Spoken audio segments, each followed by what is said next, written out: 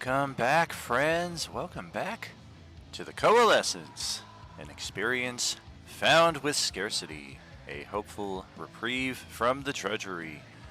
We'll get through this somewhat dazedly, if not also a bit garrulously and vacuously. I hope you enjoy my Tragic's legacy.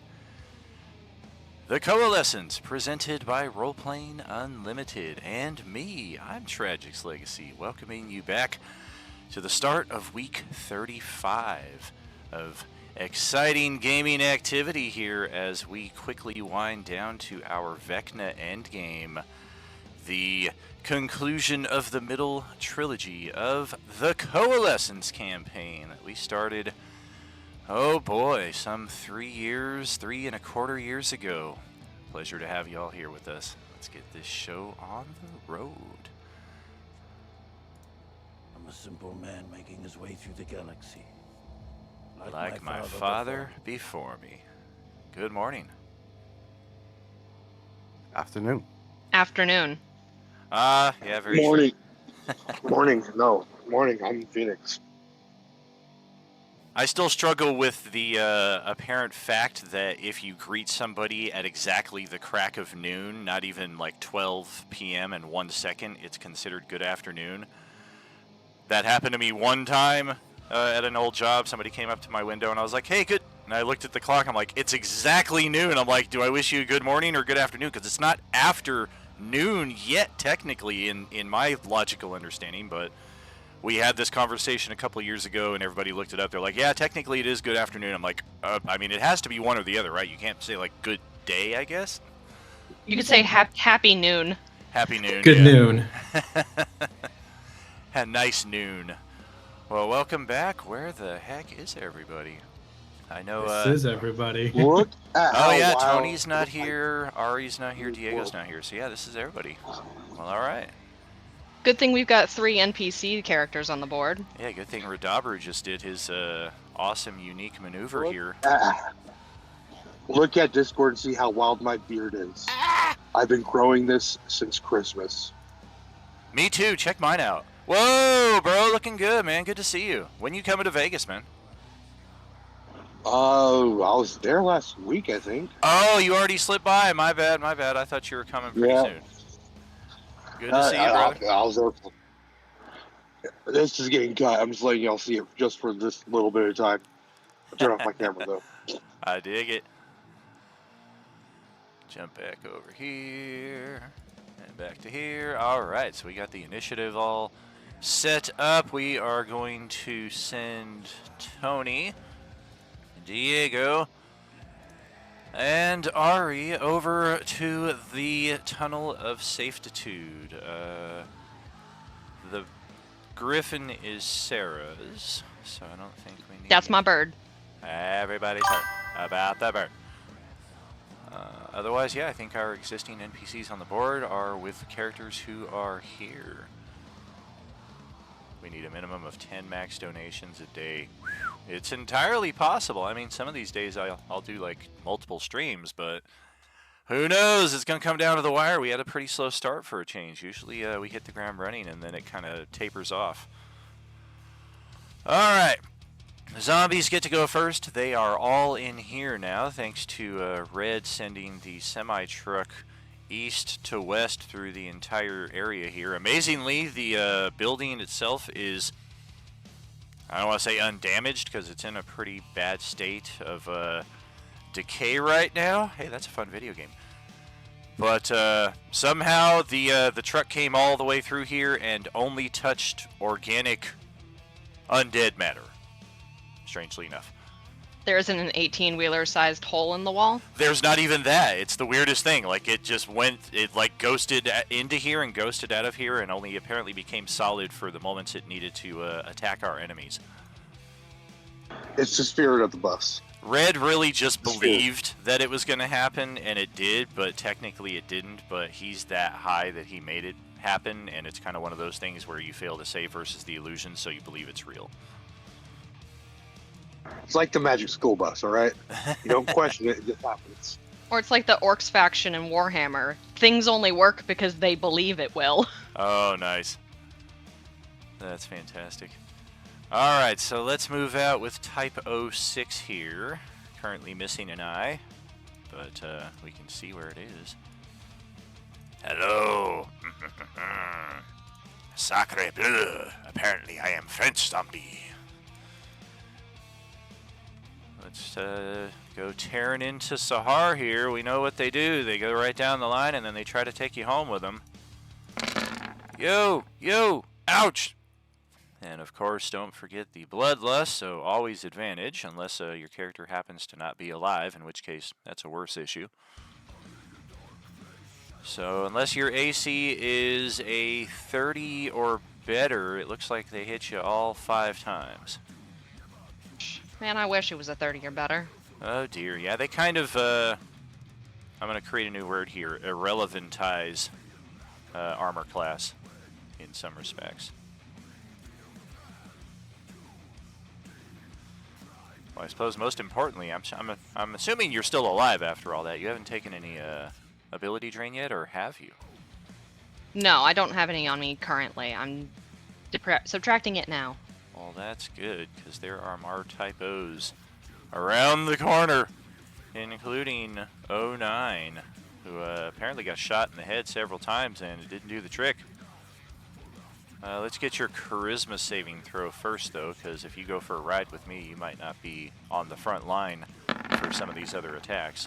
Of course, with a plus 18, you have to roll double natural ones to fail that DC 20 charisma save. So we will go take a trip without you.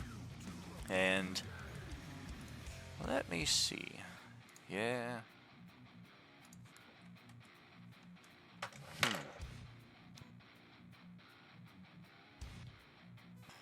We are actually going to teleport over here because from our line of sight, we could not see any of you 3 standing here. So we thought we were going to take you kind of past the party and force some of you to have to double back, not realizing that there are 3 of you over here ready to wail on my ass. So we'll pick that up at a later point.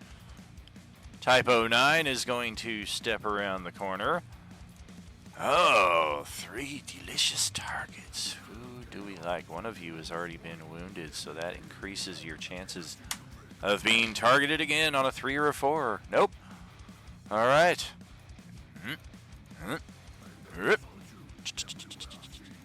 And we are going to try and tear into this little guy.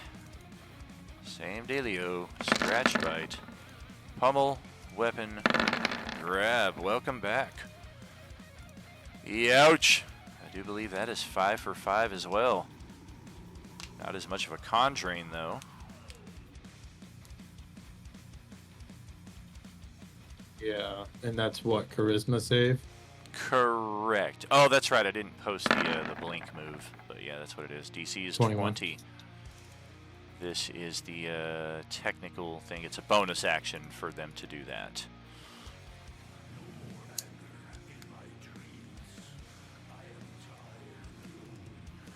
Okay.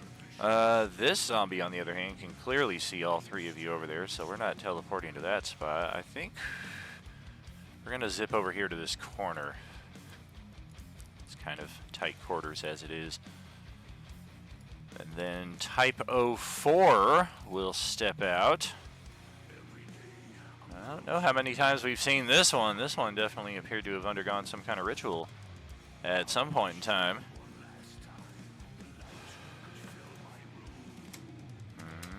Who's it gonna be? Who could it be now?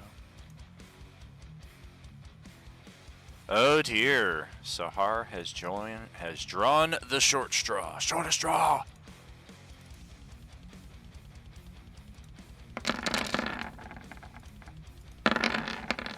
Oh dear, that con drain might be brutal. Might be time to start looking into the Edos for our annual subscribers, the expanded defensive option, Edo as we call it. Spend an inspiration, roll a die 20, 11 or better, you negate an attack entirely. The big consideration is we are officially in endgame month, so you may want to conserve resources for that point. It may be more beneficial to expend a wildflower and a phoenix down, but then you got to heal all 304 hit points back, so it's a juggle. I, of course, leave it to your determination, if that would even imperil your character.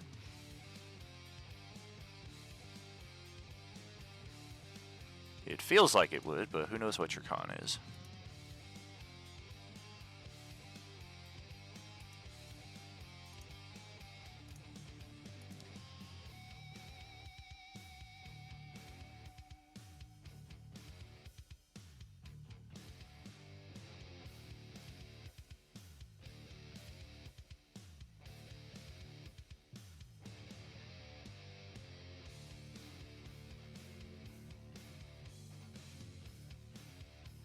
Yeah, so I'm going to use an inspiration to negate the the first scratch.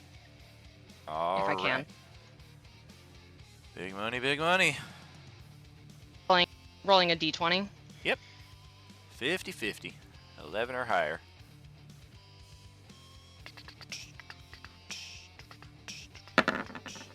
There we go. So presumably that keeps you alive. And then charisma save when you get a second. No double nat ones there. We are likewise just going to kind of teleport back slightly. And then everyone's favorite type O, 08, the happiest hippie zombie. We are going to step through, step through, step through. 20 feet. And same 3 targets. You really want us to roll a 1, 2, or 3 at this point. 4 or 5 is Sahar. Oh dear. That's really bad. Step right on over. Scratch. Bite. Pummel. Weapon. Grab. See what we're looking at after all that. Yeah, I'm going to have to use inspos on... I'll use the second bite. Okay.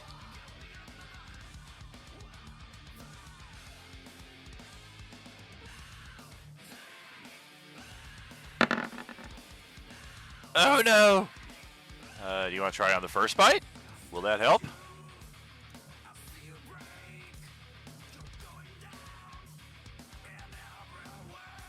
Give her a second. She's still doing math. Sure.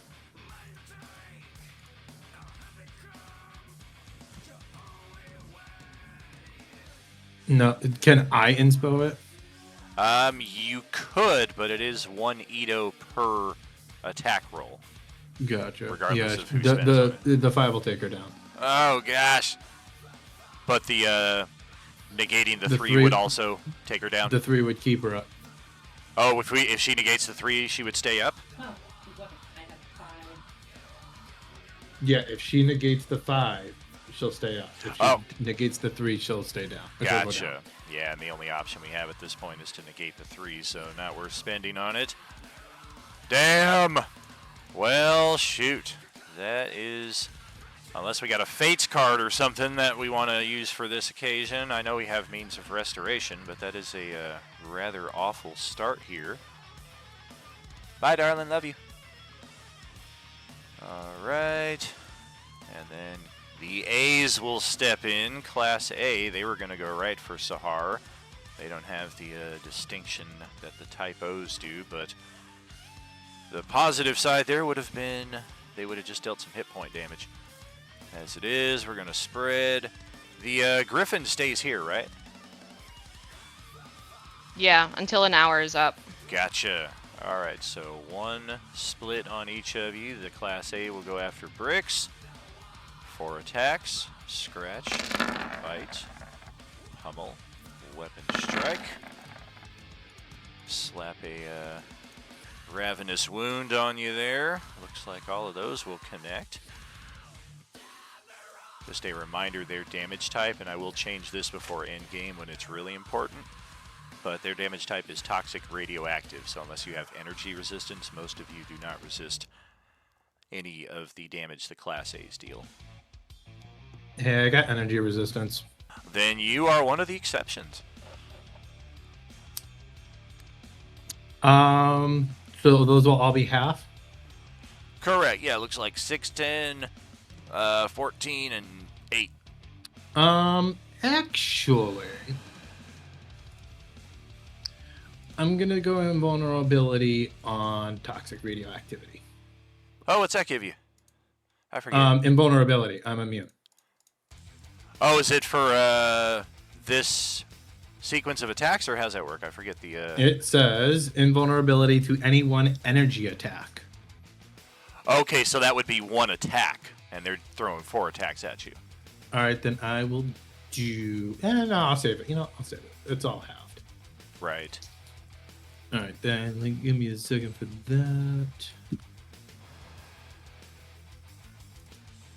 Then I will begin the attacks on the Griffin here. Wow, look at that. One of them finally got a low roll at a 19, which would have missed either of our characters here. But it does hit the Griffin. And then, of course, a natural 20 at the bottom side there. What was that 29, 49, 55? It poofs back into figuring Oh, form. God. Oof. Why are Hey, you being so mean to me this morning, Daniel? Come what on. happened to my meal? I'm hungry. Oh, boy.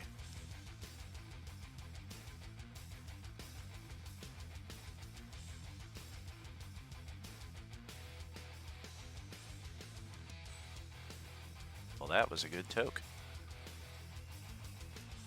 Let's see. Unless we've had an unexpected arrival, which we have not, it is Steven's turn.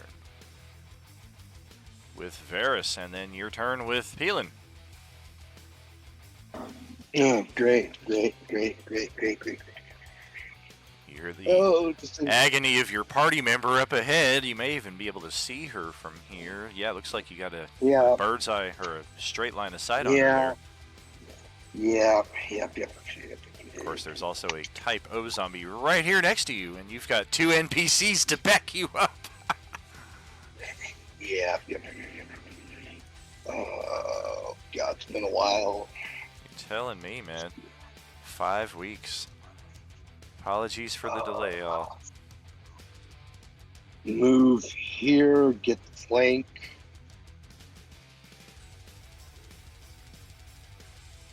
Typo Slayer. Up. My God. One hitter quitter. Oh, hey. Gotta hit that 27 AC, though. Oh, well, yeah, there you go. Okay, so 10. 20, 25, 30. I'm trying to see where all. Sorry, I'm trying to see all typos are at. See another one.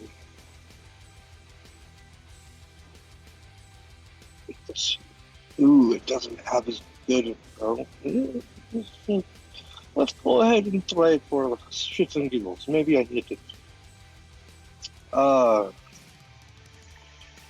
I remember these fuckers like to run around, like fucking Benny Hill and all that type of shit. The Class A's are known to do that. They have a reaction that when you get close to them, they'll just bolt off 60 feet without provoking AOO. The typos also. Typos also have that, yes. Yeah. Okay, I'm gonna go ahead and yeah. I'm gonna pull out my cuete and take a shot at Type 04. And then play a victory tune on the Quika.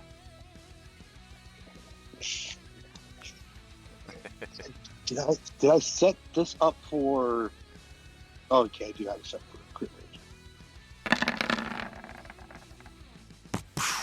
I will use the inspiration to get to 25 to hit the Type 04. 27 is their AC. You need a force point as well. Just a bitty Okay, one, so though. then I'll. Yeah, it's 2d8, right? Correct. And just don't roll snake eyes. There you go. Right between the eyes. One force point and one inspiration. Inspiration down.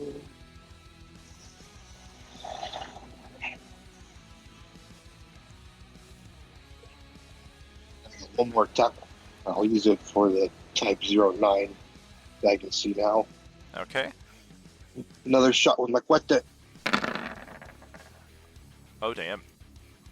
And I will go and use the inspiration to get crit. Solid. All right. There you go. Was that all the type 0s? Or most of them? And I was like 30 feet of my movement. Yes, it was. Oh, You stepped damn. through the ghostly visage of Ricky within the tunnel of safetitude.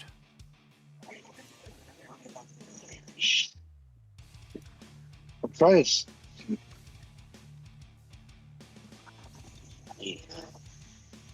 Yeah, you can hear that there are other zombies up ahead on the other side of these walls here. But No more attacks. getting a hard line of sight there because of the direct angle. There you There go. it is. Yep. Fuck. Actually, both of them. Oh, Well, one typo and one class A. fuck. Hey, buddy, what's going on, man? That was my 3 attacks. Oh no, what am I gonna do?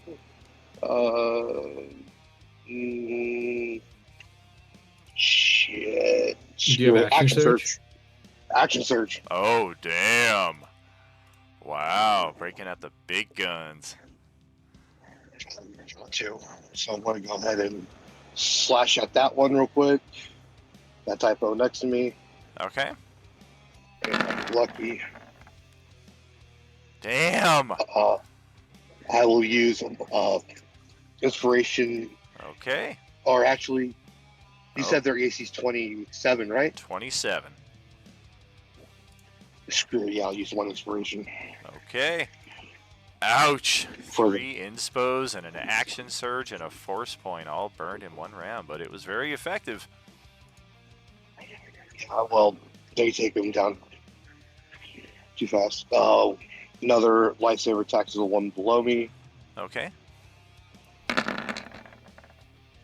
Definitely. Class A AC goes down to 20. And then use last of my movement over here, and then 1 more attack. Okay. Lifesaver. Oh my. Well done, sir. Wow. Clear the field. I'll go ahead and get to Sahara and then start off with the Phoenix Feather to get her revived, Gotcha. assuming that takes out of combat. You will need to use a Wildflower Tonic first to restore her con, and then in the round after that, break out with a Phoenix Down or Revivify or whatever we got. Wildflower Tonic. I know I have at least 1 of those at Yeah. one point. That is an action to use, so you'll have to wait till next round for that. Okay. We're going to try something a little new here going forward after a bit too much chaos at some of our tables there during the exploration phases of the game. Sometimes we have some players who aren't really able to get a word in edgewise, and sometimes we have some players who are, as I've likened it, kind of like Bugs Bunny in the baseball episode where he's playing every position at once. So for going forward, we do it with mazes anyway, because it's easier to keep track of movement. For exploration mode, we're also going to keep in initiative order. So Palin would be up next with whatever you've got planned here. Peelan is just going to go. Say Peelan will go right about here and just be on Overwatch. If anything appears, he's going to shoot with an arrow. So hold back. He's playing Overwatch? He's going to be on Overwatch, basically making sure no zombies come and try to attack me or Okay. anyone else around. So the second one shows up, he's popping off in it. his arrow shots. All right. Radabru is like kind of running down the center here. Bonus action dash. Kind of pauses a second when he sees Sahar, but otherwise he is in very good spirits after wiping the floor with, man, how many did he take out here? 1, 2, 3, 4, 5, 6, 7, 8, 9, 10, 11, 12 zombies it looks like he took out, who most assuredly would have done to Sahar what those other 4 or 3 zombies did, but probably also too many more of you. So he is very excited and giddy and kind of running down the center of the team like a football player at the start, like looking for high fives. That's his turn. Brix, that is over to you. You are unable to regenerate this round, but next round you'll be good, so we'll just slap that off of you. That's fine. Action Wildflower Tonic to Sahar, which restores all of her stats. Yeah, back it does. To normal. And then bonus action. What can I do? I don't know. You could start the Phoenix Down process, but that would kind of prohibit somebody else from doing it. I mean, you would basically be calling a lock on, you guys move on, I'm going to stay here and continue with the restoration. I could. The problem is I don't have any. Oh, you can steal the one that Varys was kind of palming. I could. Or you could rummage through my pockets. Or that, free object interaction. I could. But like you said, it stops Varys from doing it. I'm just gonna hold here. All right. Sahar has a brief glimpse of the afterlife. Not too bad. It is Krill's turn up next. Well, Quill's gonna use a Phoenix Down on Sahar then. Oh, very good. Got the movement, step on up, action, bonus action. That will bring her back at 1 HP. Oh no, the afterlife! And any additional movement from Krill? No, Quill ends here. Okay, and usual rule of cool, Sahar's turn just passed. So she wakes up, she's prone. Her party is standing over her concernedly, but with looks of relief now that she is awake, and it is your turn. All right. I will get up and I will drink my potion of heal. Oh my. All right. Whew. Well, yeah, that'll get you right back up to full. And then I suppose I will lament, pick up, and scuttle over here, pick up my figurine of Griffin, and then come back over here. All right. And a reminder, now that we've got a pause from the combat and we are under 2 sessions before our finale, we've got an open archway here. We've got a closed door right here. And the last information that the vampires gave us, I forget how it was that we got this specifically. I think it was a riddle or something that we had found somewhere, or a ghost, a spirit who conveyed this information to us? A ghost. Yes. Where the brightest is where the item is. Yes. Yes, where the, what was it? What did you say? Where it is the brightest is where the gem that we're looking for is. Correct. And the vampires kind of told us of a couple locations, but they were also very vague as well as far as their knowledge of the entire castle. Strahd kept a lot of areas exclusive / off limits. The areas that have torches within them, of course, like the main hall, is somewhat brightly lit.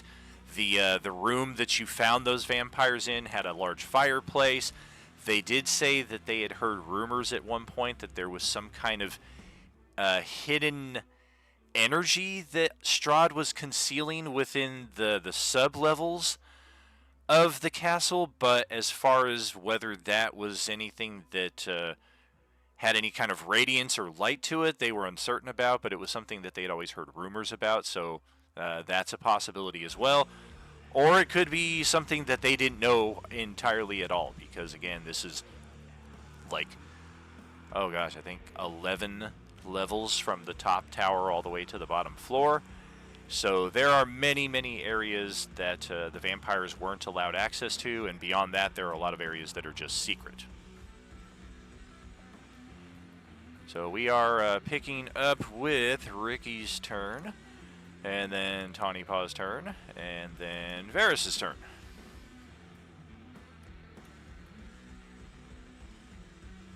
All is quiet, all is calm. There are no signs of any other zombies nearby, but we are keeping it in turn order mode for exploration, just so if one player wants to check one area and another player wants to check two, and one player is playing a little slower, they both have the opportunity to do so. And why is that song stuck in my head? Okay, so there's a locked door over here to the south of us. It's closed. Right. Can I put my ear to the door and make a perception check to see if I can hear any noises on the other side that might be enemies? You certainly can, although if it is if the door has a magical trap on it, you may not want to activate it with your ear. Well, I just want to listen for it, basically. Gotcha. So, Listen closely, but not necessarily ear pressed to door. yes. Okay. Roll perception. So,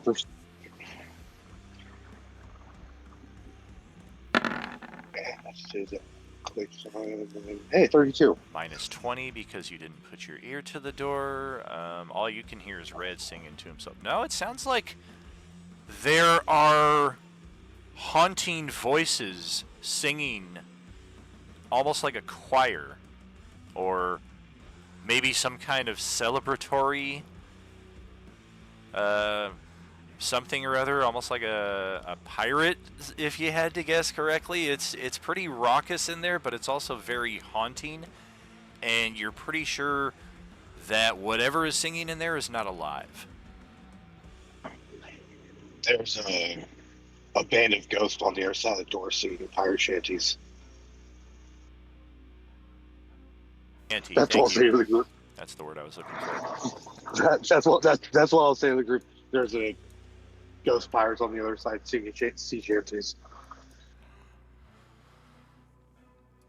And I'll just end my turn here, see if anyone has a bright idea for how we're going forward.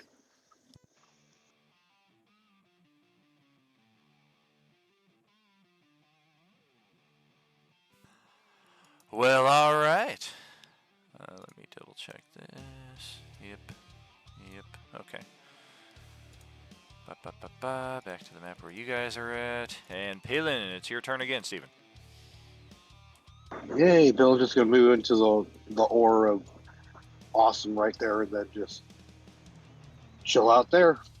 Okay. Stay with the group. So we're going to try for this door. All right. Red's going to draw his weapon and just kind of stand at the ready nearby. Pass it to Bricks. Bricks himself is going to take a wildflower tonic and give cover to Varys. All right. I'm just telling you. I just told you what's on the other side of the door. I hear ghosts singing sea shanties. Yes, the pirates. Yeah, or Einstein kills. I don't know yet. I'm also going to take a potion of superior healing. Okay. And what You'll is the heal roll 6 for? hit points? I did heal my 6. Superior is 8d4 plus 8. 8d4 plus... Ocho. 8. Yeah, I'm full health now. So. Oh, 8d4. I was like, whoa! That's more than the max. The max is 40. How'd you do that? Well, let's see. Hold on. Let's see if it makes me full. 8d4 plus 8. No, I would be short 4 hit points. Yeah, just a skosh. Yeah, readying for some pirates, Alright. I guess.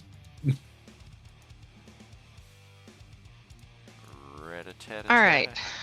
Go ahead, Sahar. Yep. Sahar is going to reach into her bag and pull out a spell scroll that she's gonna give it a whirl.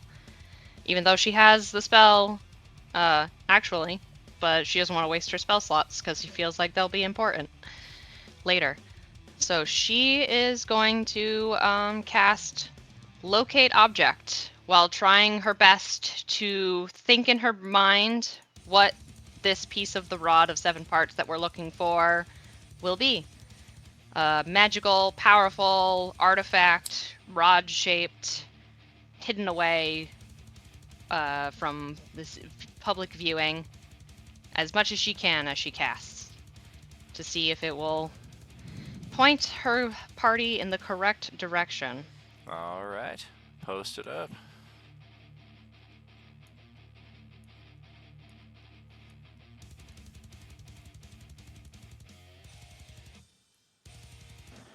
And when I know the thing says describe the object is familiar to you, we were all told about the Raza and parts and shown one of them.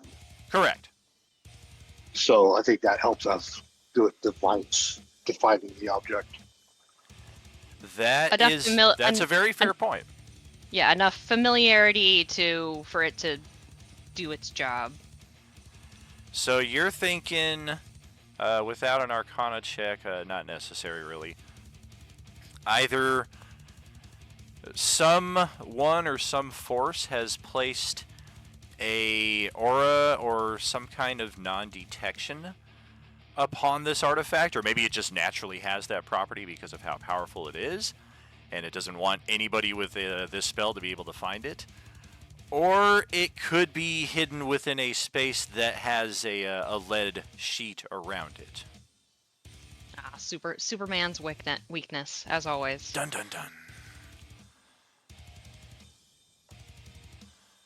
That is but your action, though. Do still have bonus and move if you'd like to spend. Just a heads up on what here's behind you. Looks to be some kind of office. Looks like some shelves behind with all kinds of card catalogs and stuff. A couple bookshelves on the flank, a desk in the center with an ink quill and a closed book, and different crests, heraldic crests here posted or mounted upon the walls. There's also a scary mask on the wall right over here, but you got to step a little bit closer in to see it. There's also some torches in there that you'll see when you fully access the room, if you choose to go in there at any point. Otherwise, does not appear to be any way out of that area. It looks to just be an attached room to this chamber. Yeah, Sahar will move in with some of her movement, and she will use a perception check to see if something looks out of place or unnatural. Alright. Not bad for only a +3 in one eye. I know, I'm very surprised. I was expecting it to go much worse. Yeah. I mean, the bookshelves, the card catalogs, I'm not sure how studious the character is or how much interest that would draw to you. A lot of the books have been removed from both of the shelves also. There's only maybe like a dozen books remaining total between both shelves. The card catalogs, of course, are all sealed, so you'd have to do some time investigating that. But with your particular case, what draws your eye, literally, is the devilish mask here on the wall that is also one-eyed. A man of the people. She will shimmy closer and call back to the party that she thinks she might have something, but she doesn't want to touch it without support. All right. And back over. Did I? I think I just skipped right by Krill. Krill's turn. Yep. Yes, I did. Don't talk to Krill about mask. He loves those things. Yeah, Quill goes in and he goes straight up to the mask and grabs it. Man, that thing is freaking, like, super glued to the wall. Man. Krill is on the wall, feet planted, pulling at it with both hands. Exactly. Yeah. Pulling with all my strength, but it's not budging. Quill wants to add it to his collection, but can't. Yeah, it's not coming loose, although roll an athletics check as you're pulling at this thing.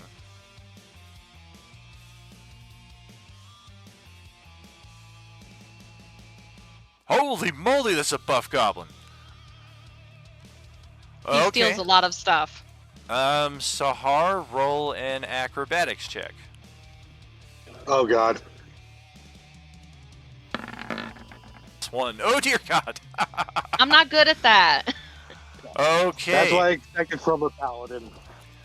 So Krill pulls so hard at this mask that he actually breaks part of it off, which of course, because he's pulling so hard, it sends him kind of flying from the wall right into Sahar, who each of you, because of the impact, you each take 1 point of damage. How do I take half a point of damage? Because it's just normal You don't. bludgeoning. Minimum is always just one. point. But then you'll regen that in a second anyway. However, you notice that with the broken piece of the mask, the reason this thing is adhered so tightly to the wall is because there is some kind of lever on the back side of the mask that it's almost kind of like a wheel, that the mask is the wheel that you're supposed to turn one way or the other. That's why it won't pull out, but if you twist it one way or the other, it might do something. We're trying to put the square peg in the round hole. Yep, sounds about right. No, it was literally you guys tried to pull out a wheel that was locking tight. Yes, indeed. And Krill, that is just movement, and I would say probably action to interact with the mask. It's not so simple as picking something up, like you had to spend enough time with it. We'll consider it your action, but you do still have your bonus action if you want to do something with that. Nah, Quill just moves out of the way, that's all. All right. And then we go to the double Sargento turn here. Okay. 70 feet of movement. 5, 10, 15, 25, 30, 35, 40.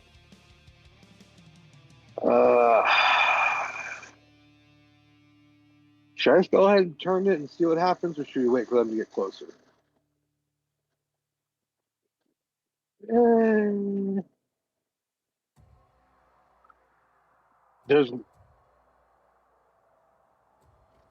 I make a? I don't.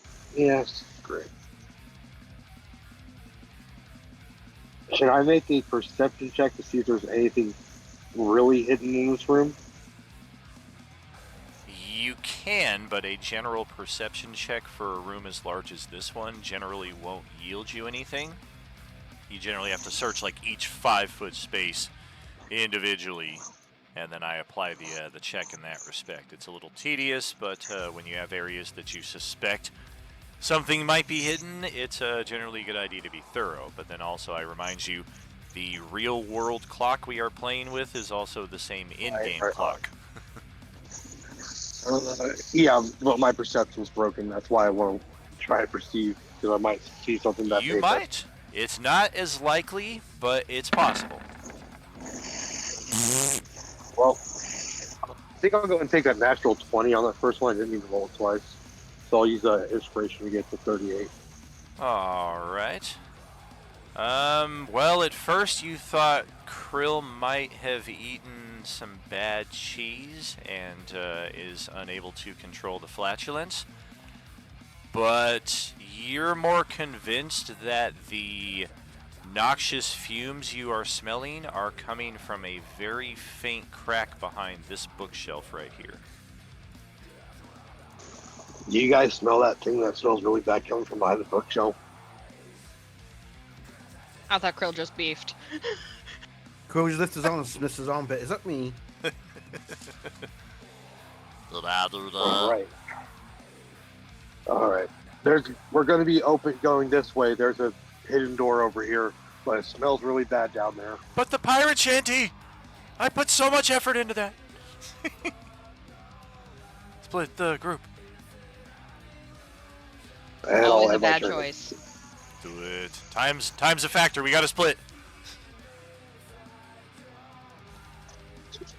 So I learned my lesson my very first, within my first 2 sessions, whenever we were all low level and we split the party 3 ways. yeah, well that was to go Sarah. into the- That was all Sarah.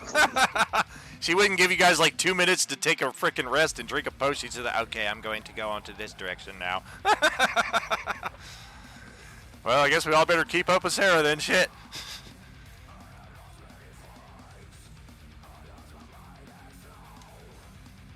Yeah, so I'll end my turn there, and then I guess All right. fill in 5, 10,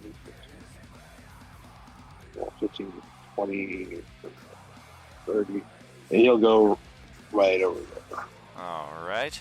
And that'll end There is my a double turn. book on this bookshelf that catches Peelin's eye. It is entitled "How to Be a Better Henchman."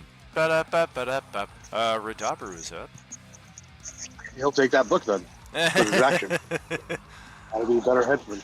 Radabru is looking pretty bummed. He looked like he was really looking forward to going through this door, and he looks over at Brix forlornly. Can't we just check it out, man? What's the worst that could happen? Death. Alright. Move my other 20 feet over here. I'm not even going to action dash. I'm so bummed. And Briggs, you're up next. Oh, I guess, let's see. 5, 10, 15, 20, 25, 30, 35, and table dancing. 40, 45, 50, table dancing, 60, You 65, kick the book onto the 70, floor. 75, 80, 85, 90, 95, 100. All right, I'm good there. He's Oh, just no. bragging. Did I just delete myself? I think I deleted myself. No, I'm underneath. Yep. There You went and wedged yourself under Krill there. we The if I tiniest wanted to character in the group. brag- I'm going to go hide under him. I wanted to brag. I was gonna say you were saying table dance. Table dance. I was about to interrupt saying somebody come get her. She's dancing like a stripper. Yeah, if I wanted to brag, I would just make myself do a lot more. He did shimmy on the table, though. Yeah. Uh-huh. Yeah, he did the Robocop Um, for a few moments. Like 100 feet of movement in place. There's something I can do. Does anybody even fucking know that dance anymore? That's so early 90s.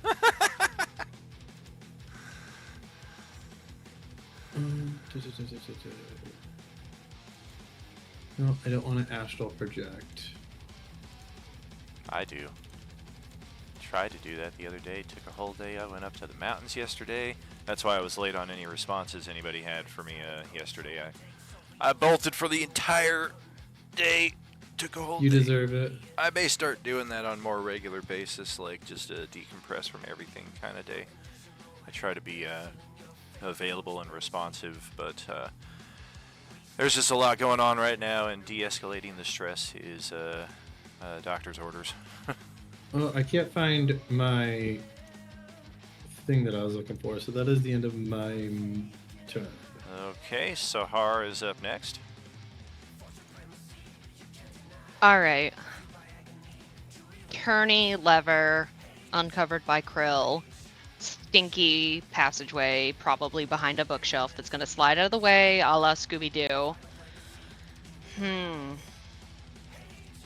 She's very terrible at decisions, so she's going to pull out a gold coin from her coin purse and flip it. Heads clockwise, tails counterclockwise. All right. By which I mean I'm going to roll a d20 and evens for heads, odds for... As she does that, Quill jumps on it and tries to swing back and forth. Odds. Okay. She is going to turn it one time counterclockwise. Okay. There is a noticeable click that you can all hear behind the bookshelf.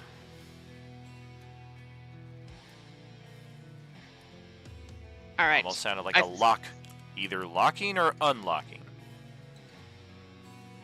All right. So, Krill, would you be a dear small little menace and try and open the bookshelf, or wiggle your arm in there, or do something goblin-y and inventive? It is Krill's turn.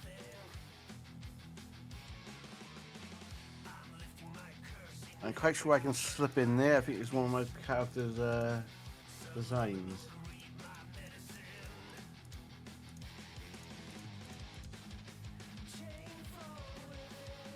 Roll an investigation check. Yeah, it's one of my character's things. It says, I like to squeeze into small places where there's no one else that can get to me. Nice. So I should be able to squeeze in.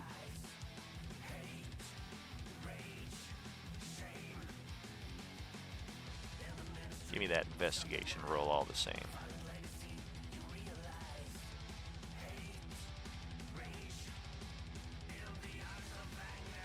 Yeah, that's pretty solid. You can see the faint outline of how this bookshelf is kind of placed perfectly in front of whatever's behind it and whatever passage or room is there. But at the same time, you're seeing the faint outlines across the floor of how this bookshelf moves.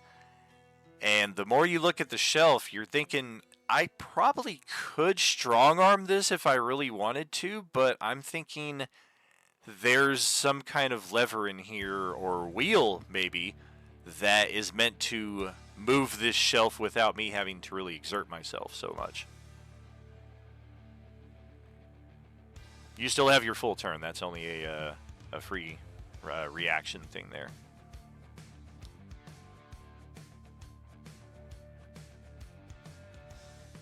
Right, Quill just starts throwing books off the shelves to see if anything comes loose.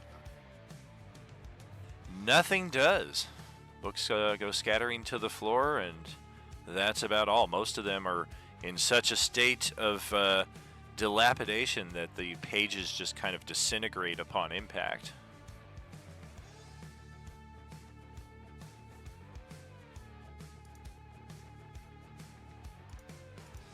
Right, Quill just going to grab it and tries to force it open.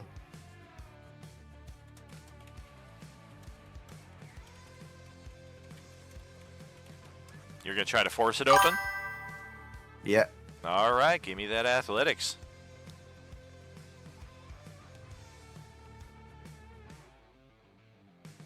Alrighty.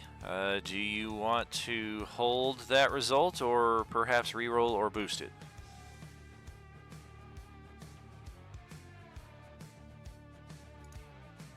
I hold to that one. Okay. Well, you are able to get the bookshelf open about a quarter way, almost enough for you to be able to squeeze through. That is the extent of what you're able to get with your turn. Don't mind me. The stank of noxious undead comes wafting at all of you when the bookshelf is even opened to that small a degree. So let's check in with Varys, who is up next.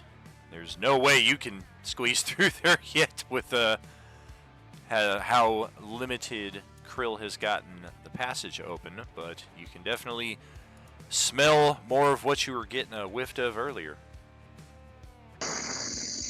Yeah, I'm just. I'm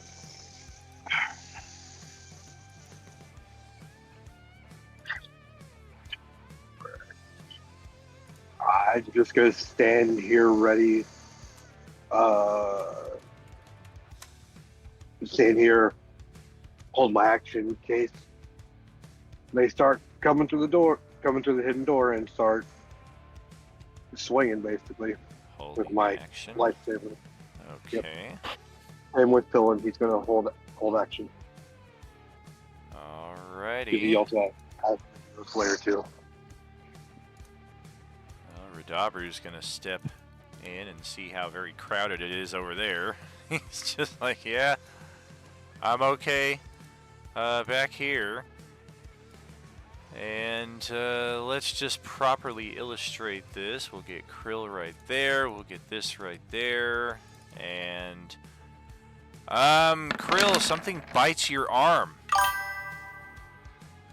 You've got enough of your arm kind of here trying to forcibly get this bookcase open that whatever's on the other side sees a fresh slab of rib in front of it, and it goes for the forearm. And then it goes for the other attacks.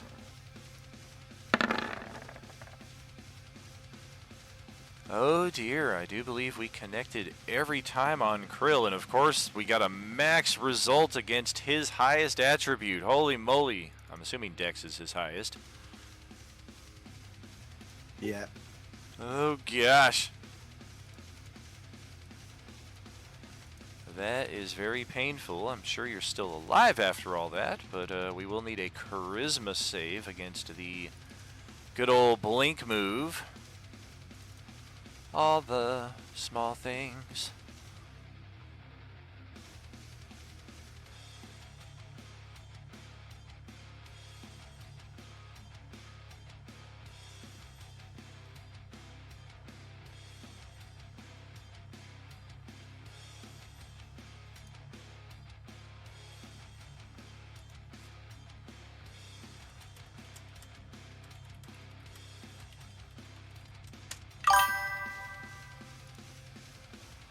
Oh dear. That is a very poor charisma save. And even if you rolled a natural 20, you would still need help with it. Oh gosh, how do we want to handle this?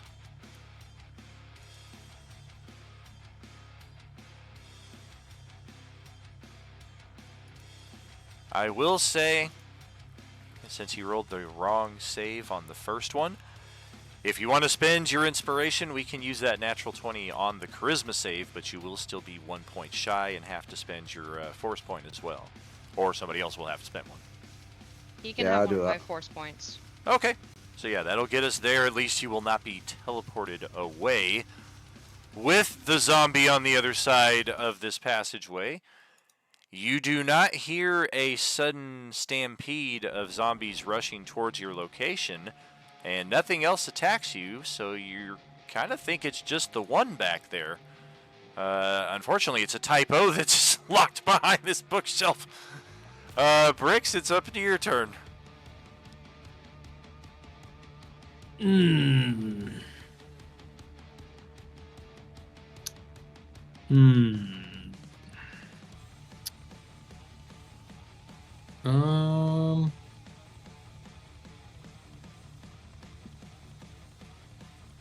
Shit, not really much I can do.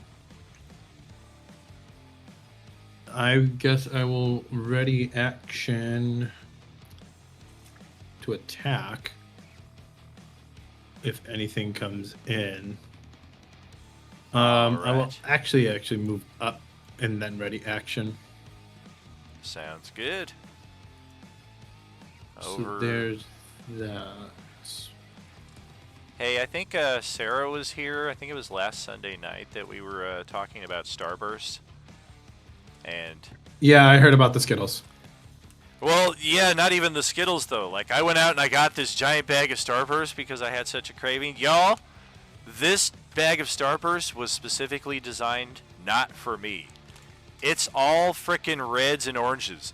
I'm like, where's the pinks and the yellows? Those are the ones I need. Damn it. They need a bag that's just yellow. Yeah, they have the one that's just pink, but I'm like, give me the just yellow. Come on. Sahara, it is your turn though. All that to say, I'm gonna have a red Starburst here a bit discontentedly. All right. I am going to spin the mask. as many times, was it counterclockwise that I did that loosened it or unlocked it? So I am going to spin, spin, spin until that door is fully open and we can see in there.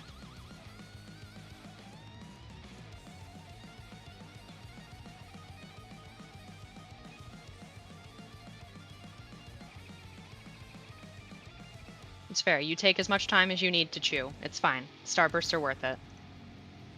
Oh yeah. Not too bad for an early hour this morning. Alright. So you try to turn it further counterclockwise and you hear the click again, but from where Krill's at, he can clearly see that the lock tries to extend back into whatever's going to keep it sealed. But of course, because he's already strong-armed the door open, it's got nothing to attach to. It will not turn any further counterclockwise. Do you want to try the other direction? Okay, I will. I will try that way, because I want it open. Because obviously there are enemies. That And, will open it and reveal one type O zombie right here. Let me take just a second to double check Alright, go get him, boys. the blueprint.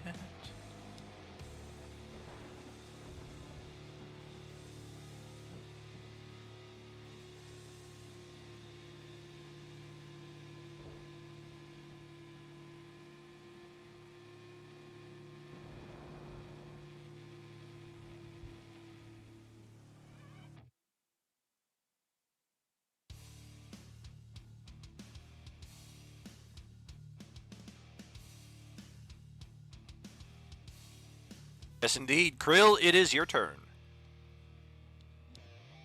Well, because the door swings open, Crow sort of falls back onto his backside on the floor.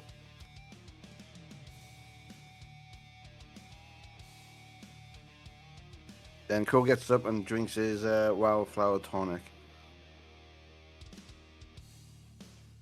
Very good. You know, now that you've got a better look at what's on the other side of this door, especially bricks as well, there is no floor. That door opens to an empty expanse that from what you can see of the bottom, appears to funnel down into something where you might be able to only get through like one person at a time. Varys, it is your turn. Nobody came out, but you can probably go in there now.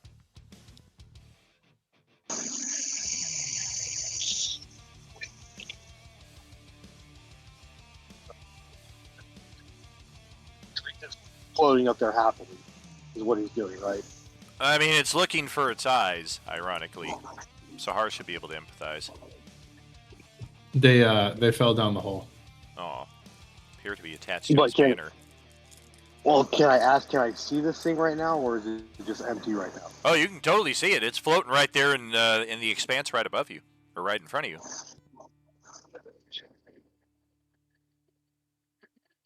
I'm pulling out my cuete. I'm not going in there. Take some shots with my cuete. See if I hit. Okay, I'm not good at this. 17. I still got 2 more shots. I still got 2 more shots.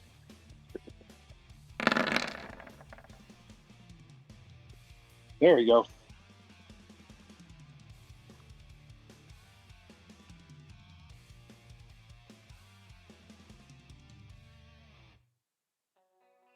There. Yeah, you did just deafen the absolute fuck out of Bricks and Krill, but you killed it. I don't need to hear. Hearing is also overrated. Although music is my life, so I don't know how strongly I adhere to that. There is nothing but a bottomless hole after this one. I mean, it appears to descend into something that you can't see where that funnel goes, but you don't imagine it's anything good. Okay, well, we're The done. piece is down there, though. Maybe Straw got pissed off one day. He was like, yeah, throw it down here. That was his voice, if you don't remember. I'm going to kill all of you. Okay, so we're done with that area. So blow that bitch back up, and then we'll go deal with the sea shanty. Excellent. I distracted you for another 20 minutes. Everything is proceeding as I have foreseen. And I think I still got one. Yeah, I'll take all of it. All right. Well, we're back in exploration mode here. So, Palin, over to your turn. Red's going to start moving on with his and just go back to where he was. 30. Yep, figured All right, Palin wasn't sick. going there. Barix, split the group. Go down the hole. I mean, I would, but You got enough movement Nah. to go all the way down there, root around, and come all the way back up and still have bonus action. well, actually, if I use my action and bonus action my next turn, I could go Mach 1. So, you know. He did the math. That would leave a hole in the side of the keep. That would lead to a hole in the space-time continuum. And I will end my turn right next to Bears. Very good. Back to Sahar and Krill.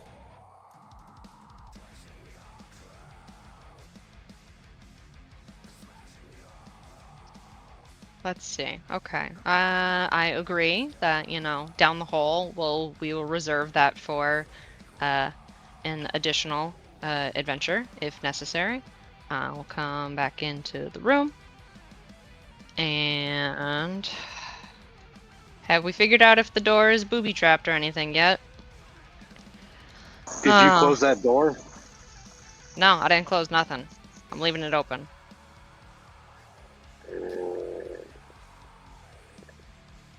That's the backup plan. We'll go see your stinging ghosties first, I guess. Oh, let's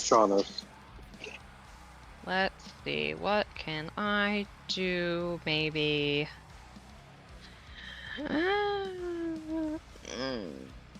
Let the rogue come over here. He can investigate the door, see if it's trapped. Yeah, it's true. The rogue would be better at that. Alright. Krill, you're up again. Touch doors.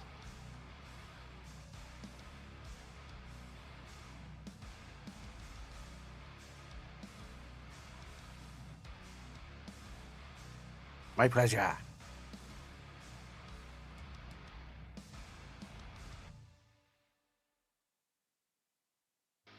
Right, Crow touches the door, see if it opens.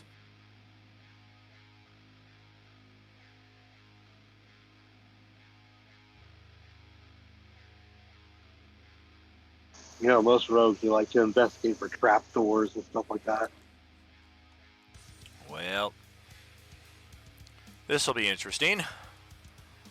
Upon touching the door, Krill undergoes a radical and instantaneous transformation.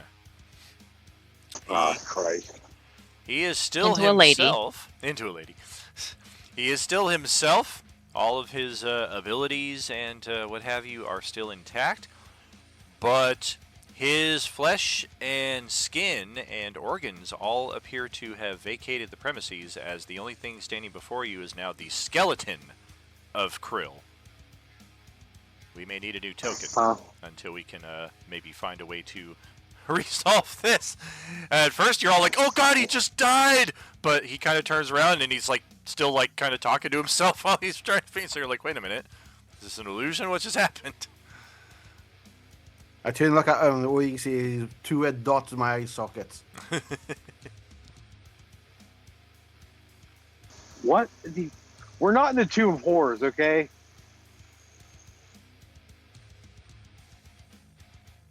This is Tomb of Horrors type stuff, not Strahd's Castle.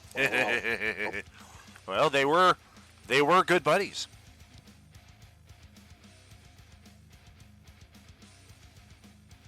So Krill's just a full-ass skeleton in front of us. That's okay. That is correct. Great.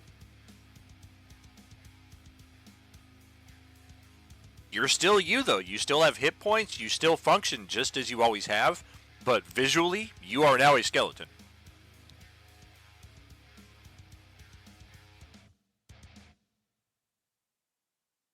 Right, Crow then checks see if the door is is open or not then? The door is locked, I should have mentioned. You'll find that out if you click on it. Alright, Crow uses these two to open it then. Yeah, despite having only skeletal digits to work with, he appears just as nimble as always as he goes to work on this door. Go ahead and roll it. Yep, that will crack that baby open. I have true sight. So, so are we seeing him? You are. Literally, like This is the real him. This is not an illusion. what the? This door leads to an entirely new area that, as usual, we are going to show you the scene of, and I think, I don't know, maybe we'll actually move into the map at some point, maybe we won't. But the singing comes to an immediate halt as bones just go clattering to the ground and the table before you as you enter the Hall of Bones.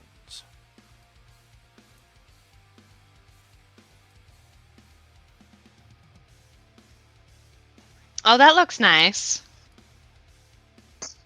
Oh yeah, it looks like the Bone Temple.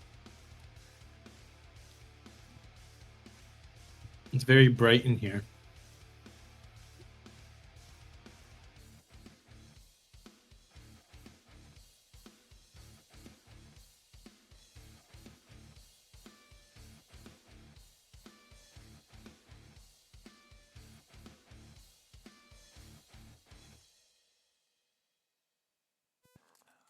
Let's see then.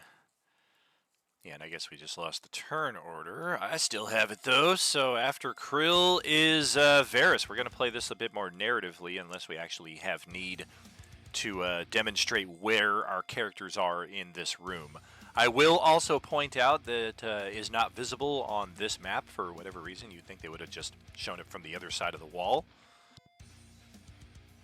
Because if they had, you would clearly see there is a door on this side as well. I guess instead we're meant to be like, yeah, it's over here, just off stage right somewhere. But there is the door on the far side of the room across from you, and then there is another door on your character's. I mean, that's another area that doesn't match up. The door is on your left on the map that I have, so it should be over here, and it's not a secret door. So there are two doors leading out of this room. Okay. I guess he would slowly enter the room, not trying to touch the door, hoping it doesn't turn into a thing of bones. You do not transform into anything. Okay. Don't just try opening things. I'm not. Bones. Yeah, I'm gonna wait for everyone else to come here and enjoy the view. I will let you place your token on the map on the north side of the room. I don't think we have dynamic lighting enabled for this one because it's very finite as far as the space is concerned. But that goes for everybody. Everybody go ahead, drop your tokens on the inside of the room, assuming you're coming in here. If you're not, maybe drop them like just outside the map to show you're still in the previous area.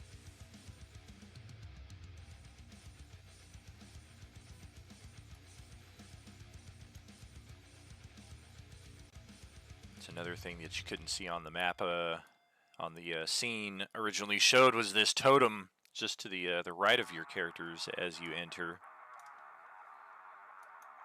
eerily staring over your passage into the area. And we will prompt this with an early 10-15 minute break. And we're going to try something a bit new here going forward. We'll see how this lands for all of our tables, but I was kind of thinking going forward, since we have a halftime break and it's scheduled for 3 hours of gameplay, that maybe we should go like 10 or 15 minutes after on the long side to ensure that it is actually 3 hours of gameplay. We'll see how that plays out. I'm good for it. We'll see you on the other side with more RU Gaming.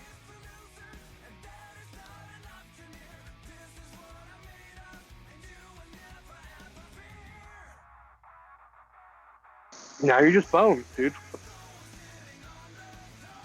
grill's now bony. Yeah, I know. Let's hit marker now. See, no flesh.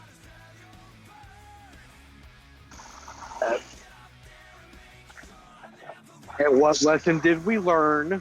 Investigate damn doors for opening them. The crew's a loop goblin. He doesn't care. That Luke Goblin mentality is going to end up, oh, I don't know, having a class type 0 zombie bite your arm off, activating trap chests, being swallowed by a mimic.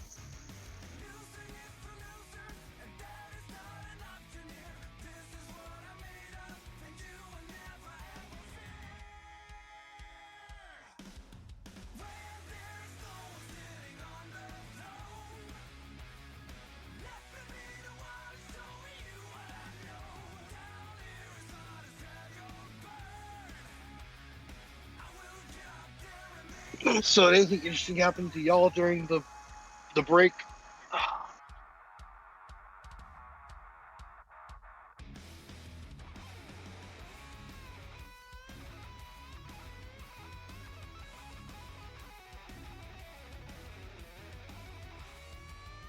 Nothing crazy. Just normal life things, I suppose.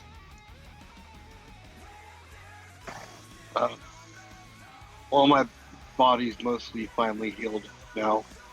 About 2 weeks ago, I fell out the back of my trailer on a solid concrete. Ow. Yeah, it was a 10 out of 10 trip that I wouldn't recommend again. God. I was here in Phoenix and I was getting loaded with a bunch of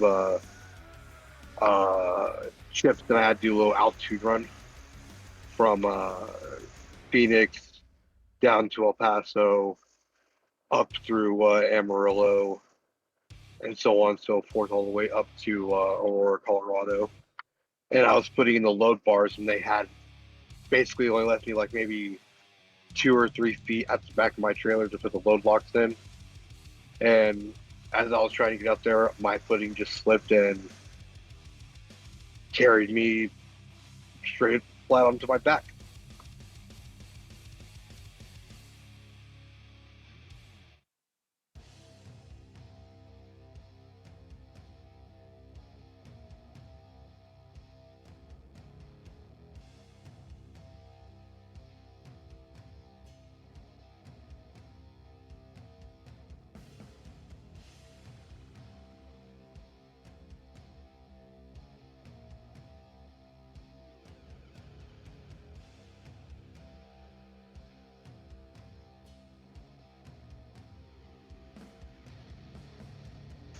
Although I will be glad to be home next weekend on my birthday. Yay. That's good.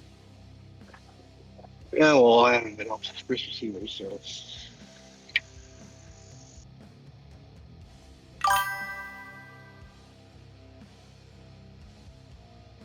Told my job that he needs to stop doing that to me, keeping me on the road for 4 months at a time.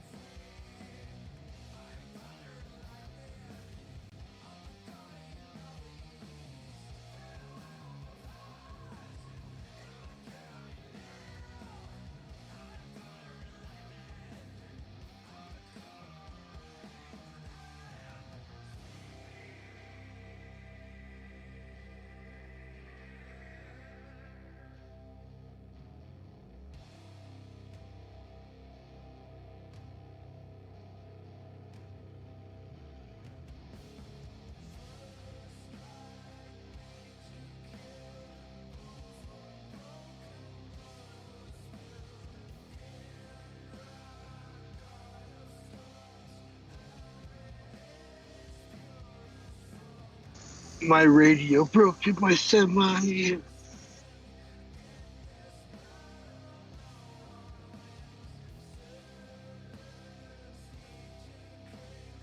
That's no good.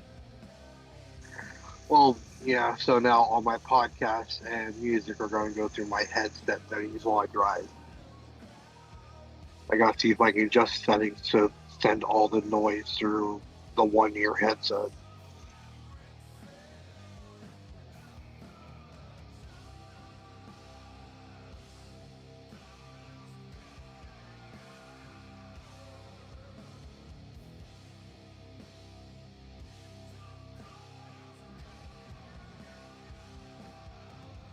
And then after this game, I get to relax for a little bit, then pick up my trailer and start heading for Denver, Colorado.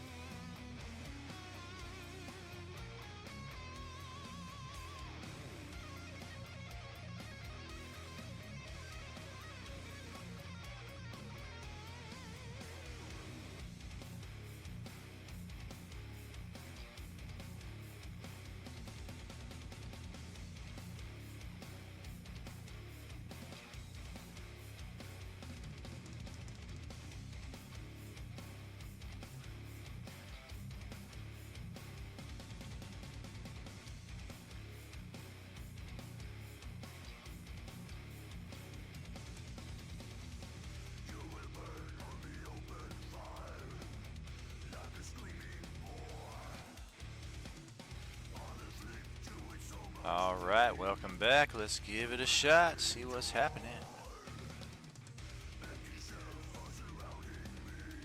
Palin, it is over to your turn now.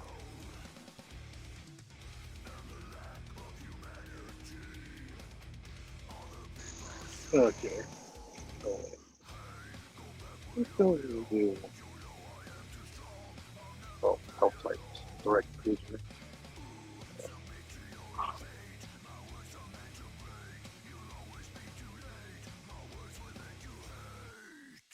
Uh, yeah, it's just gonna go right there for now. I I don't know. It's just You gotta figure out which way we're going. All we're doing.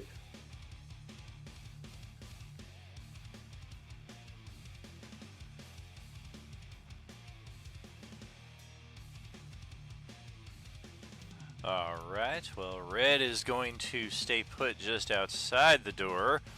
Seeing what's inside here has certainly damped his enthusiasm for the chamber, so we'll pass it over to Brix now. Brix is going to try to encourage Red to touch the door. I don't want to. I don't know why this Come on, you'll look like a cool skeletal turtle. Yeah, just like me. Let's see, we got a door down and a door to the side.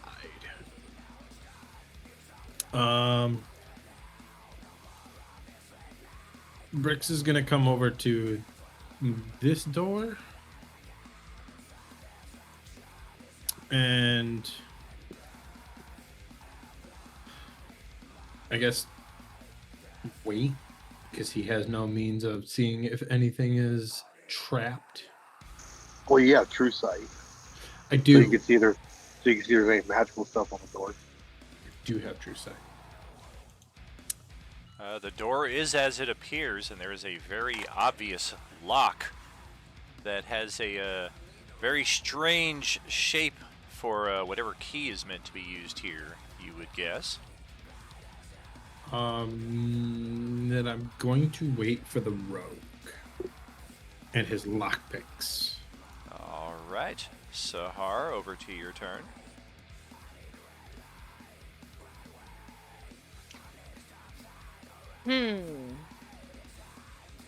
See, I will also move, kind of looking around, making sure there's nothing suspicious. I don't know about that. Anything out of the ordinary suspicious, then suspicious. So suspicious. yeah. And she's gonna post up all the way down here, and just keep her eye peeled. All right. Could have sworn you saw some of those bones move around there, although the way they're kind of piled up, it probably doesn't take much to make them move, so it might not be anything sinister. That's back to Krill for your turn.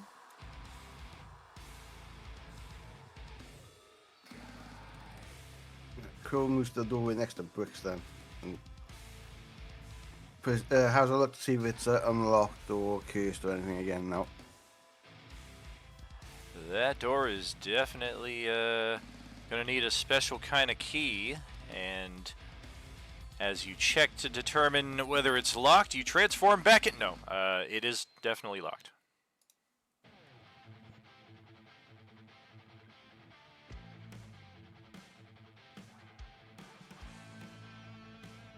And Crow just jumps in the skeleton chair instead then. All right. Roll an investigation while you're doing stuff.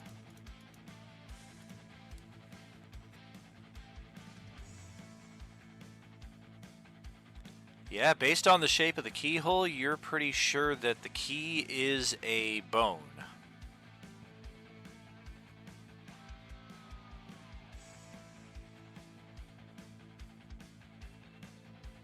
But what kind of bone? A funny bone. Some kind of bone.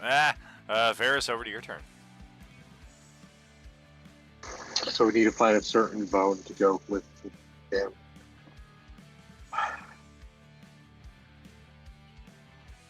Okay.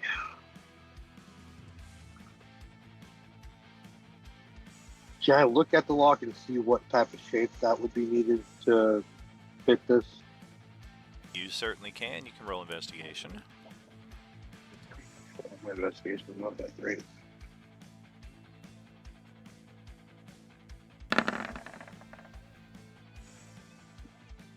Yeah.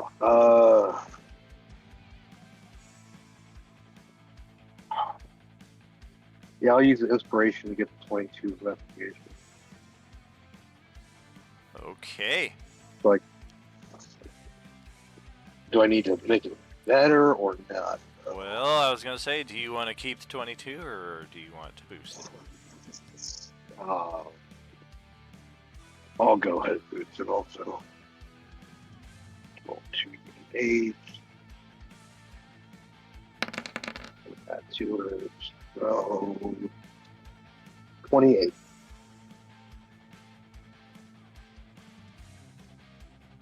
You're pretty sure it's a finger bone of some type.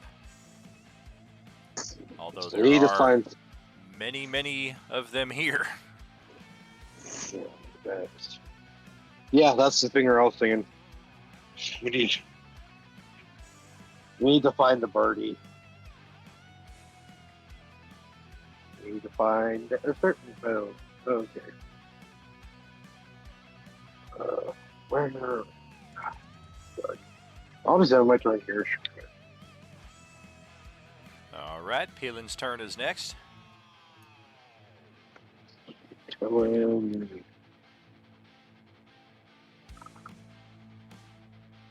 Gonna scan this table real quick and see if we can see any type of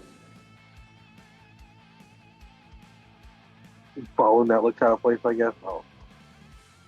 Like a finger bone or a bone that there's nothing. Try perception. Oh, go on. Yeah, well.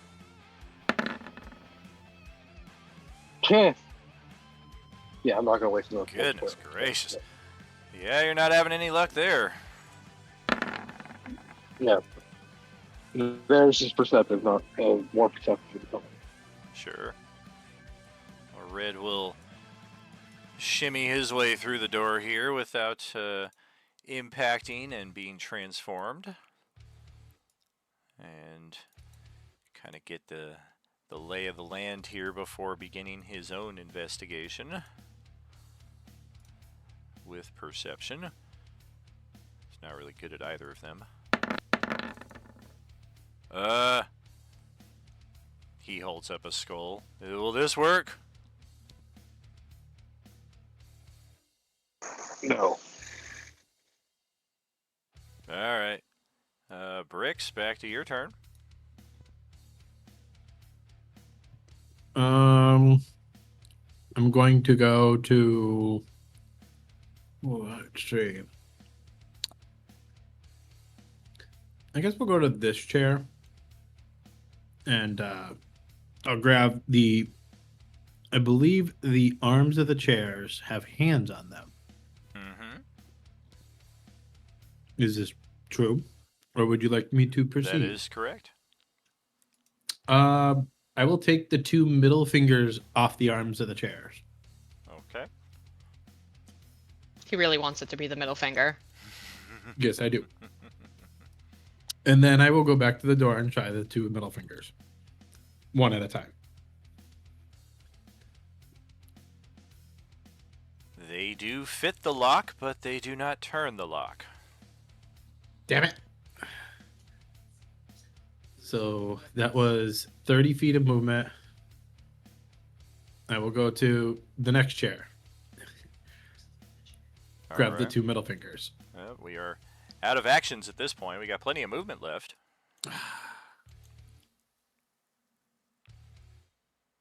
Bonus action, I kicked the chair out of frustration. Oh, it shatters into 1,000 pieces, and that was the one that had the right one, but you just broke Damn it. it. Got many? Nah, I'll stay at the door then and just wait. Okay, Sahar, for your turn. Okay, I have a hunch. It could be wrong, but I have a hunch. Okay, seeing what Brooks is doing and agreeing with him that yes, the arms of the chairs are indeed hands, she is going to parkour her way to this chair. Because it looks like the fanciest chair. And she is going to rip the hands off of the arms and begin taking them back this way. So I went 45, so 50, 60, 70. No, wait. So 45, 50, 55, 60, 65, 70. And that will be my turn. I've got 2 potential hands. All And if right. anybody would like to take them from me on their next turn, she will give them to you. That's over to Krill for your turn. Right, Crow just gets up, walks to the door, and just jams every single one of his fingers into the door to see if it turns.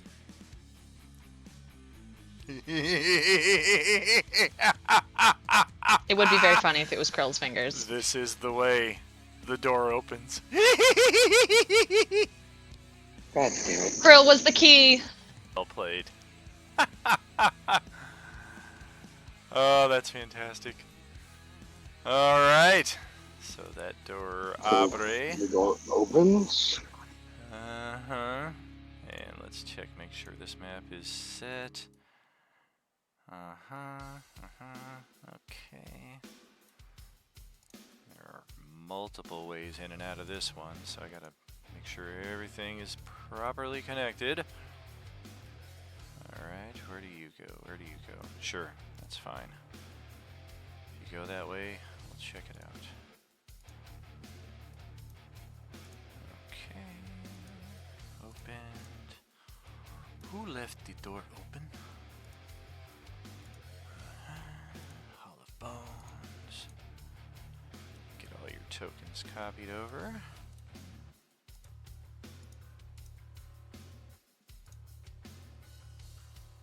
In the meantime, this is the chamber that we are approaching.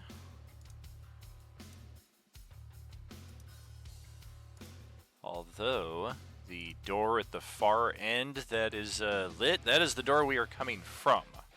I guess this map is meant to be traversed from the other side. You guys found the back way. It's the Chamber of Flesh. Yes. Just a bunch of meat hanging everywhere. Oh, look, there's Krills. Yeah, the Hall of Bones seems to shrink significantly once you make it to the next map here.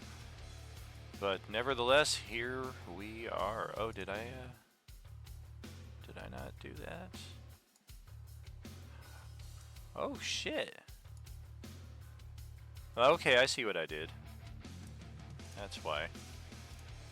I never intended you guys to be in this room because of the change in scale, so I just kind of put the door there for a feature, but yeah, this is actually where you guys should be at this point. A long pathway with, oh god, is that beer at the far end? It looks like it. It's also very moldy. And you can just, some of you can make out the faint beginnings of a escalating stairway.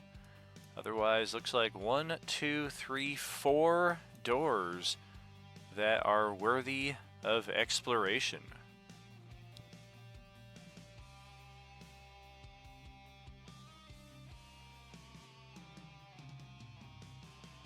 Krill, you still have movement.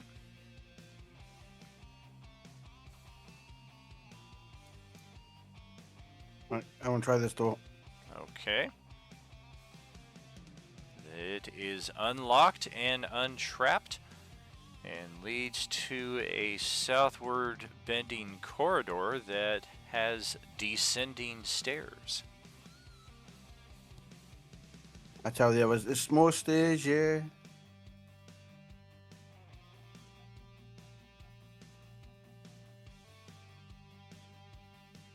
And that's it for my turn. Okay, Varys, back to you. Okay.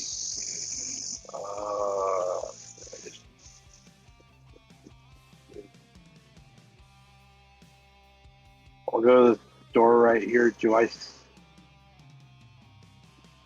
Does my true sight show any magical trap or anything like that?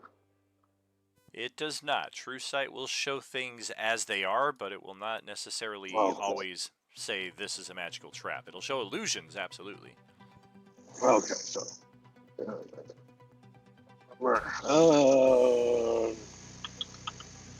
is the door unlocked? You'll have to click it. Okay, I guess I'll click it and see what happens. Oh, locked. Indeed it is. Got a locked door over here. And like 10, 20,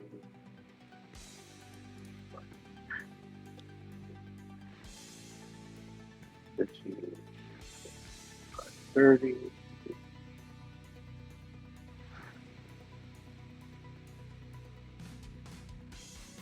Yeah, I'll end my turn there because well, I don't want to be clicking on that doors and then get turned to skeleton. It's not the worst thing. Might allow you passage forward. How about Palin for your turn? And Dylan's got a post up right here. If enemy or zombie comes through any door, got arrows at the ready.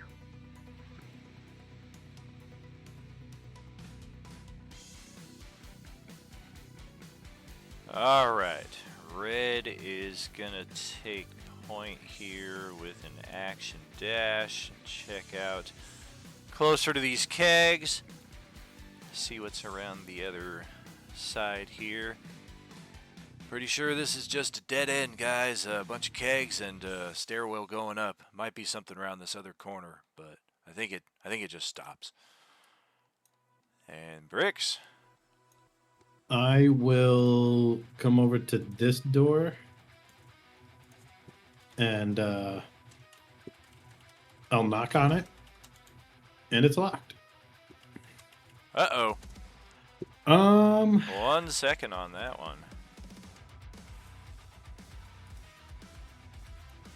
Any conditions that your character is immune to? Oh, quite a few. I am immune to frightened. I am immune to restrained. I am immune to... Oh, boy. Well, if you're going to be immune to frightened, you're just going to spoil the entire trap here. You feel like something tried to put the fear of into you, but yeah, nothing's happening. I look at the door and I go, I'm not scared of you anymore. I've had my fair share of doors. I'm done with you. That would be an action, correct? To try to interact with the door would generally be just your free object interaction, but any further interactions with that, i.e. trying keys, strong arming... I want to break it down. That's going to take your action. Athletics check. Oh, I was going to hit it with my weapon, but okay. Take attacks as well. Yeah, I'm going to try to put a shoulder break this shit down. No. You try to take a door down with a stick. All right.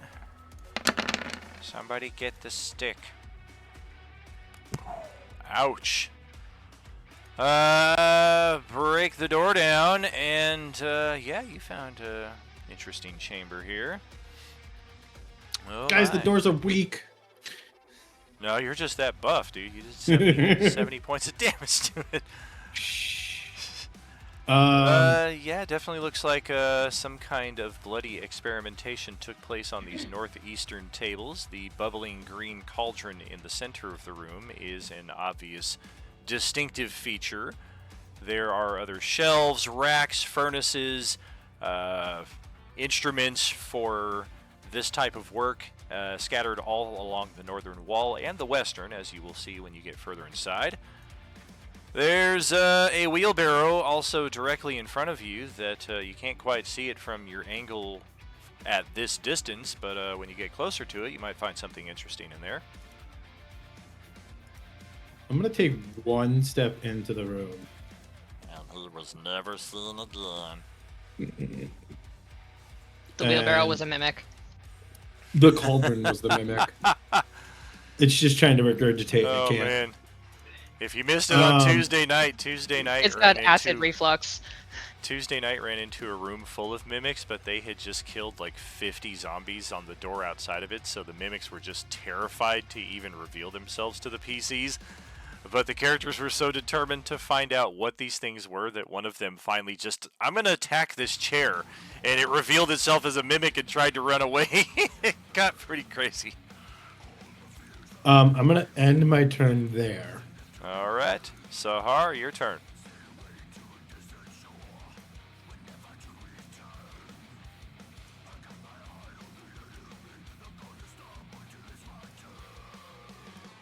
Okay. So, let's see. Going by Rix's example, seeing that brute force, which is one of Sahar's favorite things to do, she's going to try to break down this door, knowing that it's locked.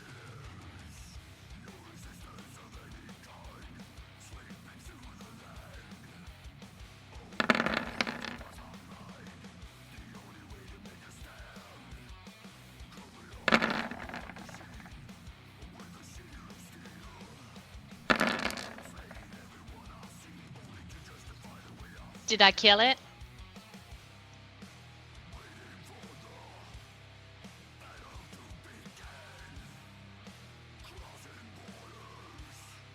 Hey, Daniel, we can't hear you.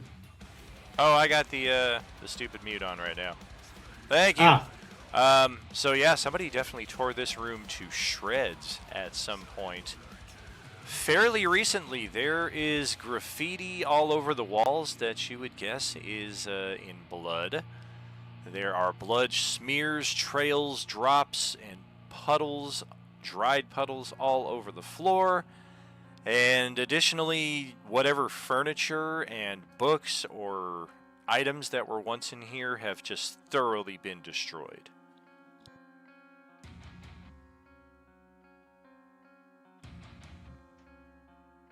Interesting. Okay. She's going to call out to the others that somebody absolutely trashed this room. But she doesn't think there's going to be anything too special, but maybe somebody was looking for something, or it's just a rage room. You know, all companies should have a rage room.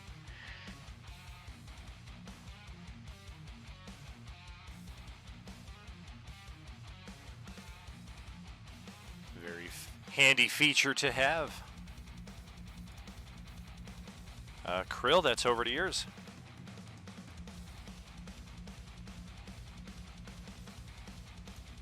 Right, Crow goes into the room with Sahar is. All right. Yeah, you don't see anything of use in here.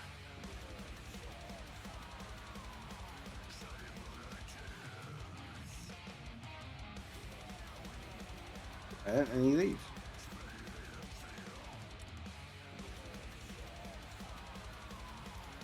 And I am my turn there. Okay. Varys, back to you. Okay. I'm gonna try to open this door then. Locked. Well, I'm gonna try breaking down this door then. What weapon do I want to use though? Oh, that's a question. Got so many. I'll just use my lightsaber because I like using it. 1, 2, 3.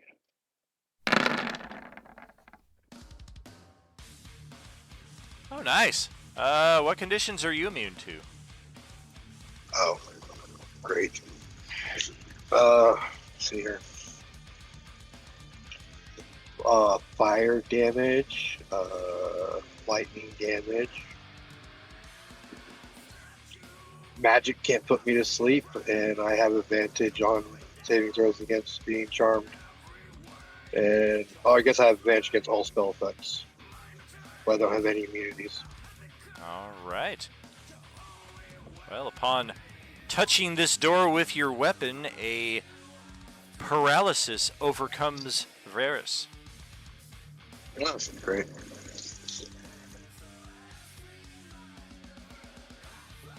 So I didn't break the door down. That's cool. You did not.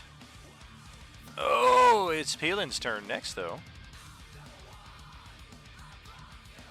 Hey, it's just like the door to the witches, many floors upstairs.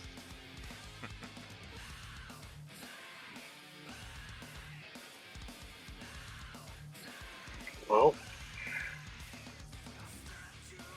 shit. Howdy. Uh, Dylan's gonna drag Varys like 10 feet away, or yeah, like 10 feet down this way or whatever. Okay. Get him away from the door in case something happens. So that's what Phil's gonna do next his turn. Very good. Redabru will finish checking out around the corner. Confirm. Yep. Just ends. Kind of taps the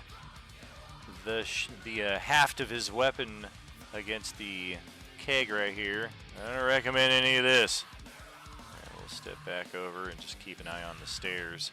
Doesn't really seem to be much of anything going on here. Bricks, back to you.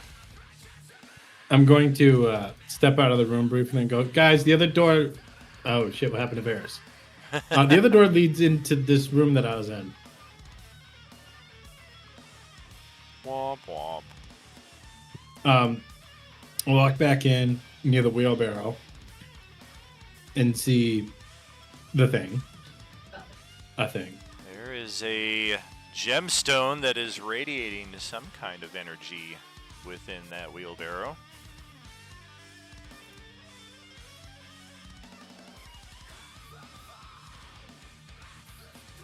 Can I potentially identify the gemstone? How would you like to do so? Oh, let's do animal handling. Sounds good. Sure. I was thinking it's a rock. Pet rock. I was thinking Arcana.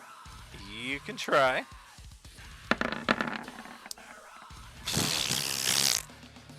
I'm going to inspire that. If guys, you what did you had roll? to guess with the faint energy that's radiating from this thing, it might be a dull gray iron stone. An iron stone that has lost all of its powers. However, there is movement on the other side of the cauldron that you did not see a few moments ago, as she is standing there. I turn around. You wish the gemstone. No, it looks dead. It is suppressed. I suppressed it Well, why would you do that? to ensure it does not fall into the wrong hands. Like Strahd or his wife? This was once theirs. They did not see its potential.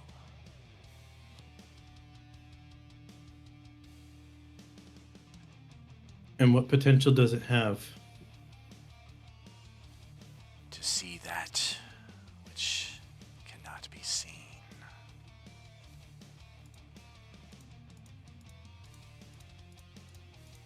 I mean, I can see a lot of things.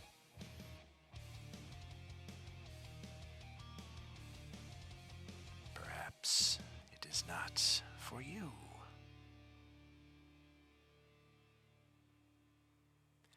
We will check in with Sahar, who can hear. You can all hear some kind of dialogue going. Maybe not the woman's dialogue so much, but you can definitely hear Bricks interacting with somebody. Ah, well, Sahar will obviously have to investigate. It's Krill's grandma's. Bup, bup. That's what we were saying from the hags upstairs. That's Da, funny. da, da, da, da, 45, 50. Oh, here we go. Nice room. Okay, we go 55, 60. Actually, no, I go 55, 60. Right there. I'm leaning up against the wall. Hi. Hello. Have we met another hag, Bricks? Her name's Carol. I don't believe you. Hello, Madam Hag. How do you do? We've had many friendly interactions with your kind in these walls, so hoping to continue that. So I have no. what have we got here? There's no ill will towards such as you. This realm is doomed. Each hour brings it closer to extinction. Yes, we are aware. We are here on a important mission seeking an item of grand importance to the survival of all things. Perhaps you've come to the right place. Perhaps this gemstone will be of use to you. But there is a price. Daniel, is Sahar gonna shove the Ioun stone in her empty eye hole? Maybe. She doesn't have any attunement slots open. We better freaking plug away at this damn challenge then. Where the hell is everybody? All right. We will check in with Krill. Go falls back into Sahara behind it. He sees the old hag and just gives it a skeleton hand wave at it. Her name's Carol.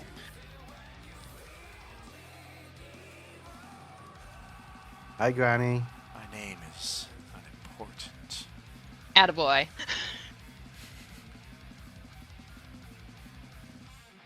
My existence is finite. The item that you seek, it may be something you will find. Perhaps not. You have found me. And you have found something that may benefit you. At this point, we will recycle the initiative back to the top since we're in more of a dialogue and not an explorative scene. Everybody can kind of move in here if they so wish. Varys is unfortunately still paralyzed for who knows how much longer. Yeah, how long? Oh, God damn it. I don't have anything fucking was here. Anything greater feeling? No. If you wish to restore the gemstone's potential, remove its suppression.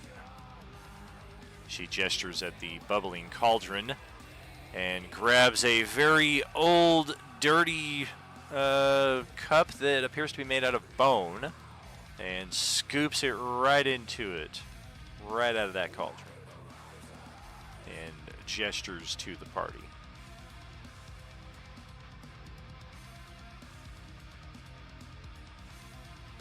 So is this more of a drinky drink or a dunky dunk?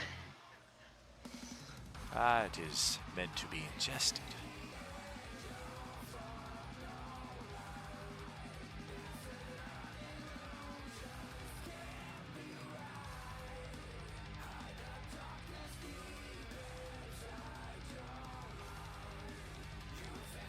Okay, Granny Carol, Madam Hag.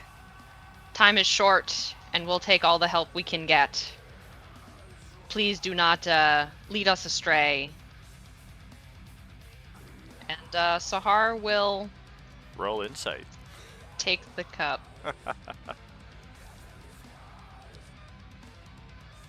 Get that hag done, paralyzed. 26. I'm okay with wisdom. Yeah, that's pretty respectable.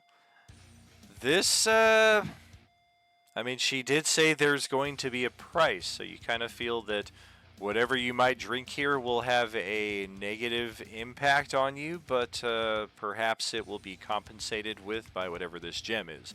In either case, she appears to be very close-lipped about what either are.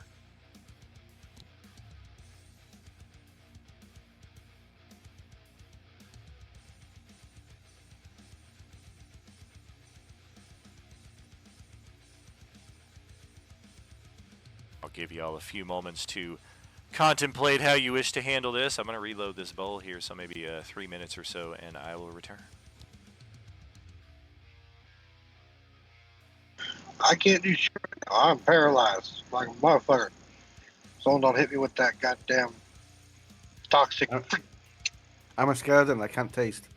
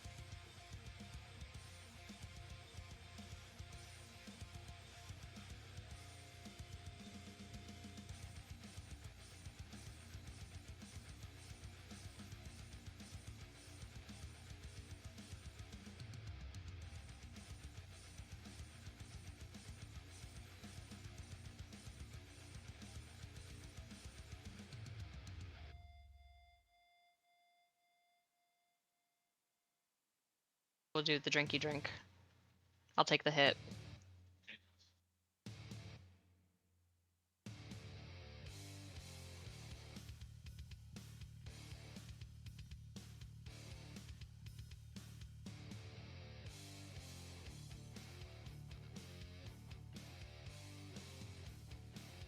Well,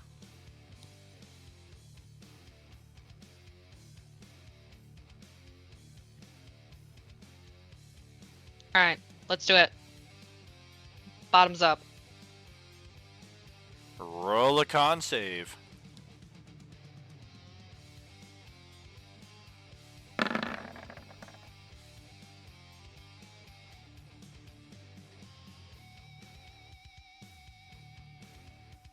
Are you happy with that? I'm gonna use a force point.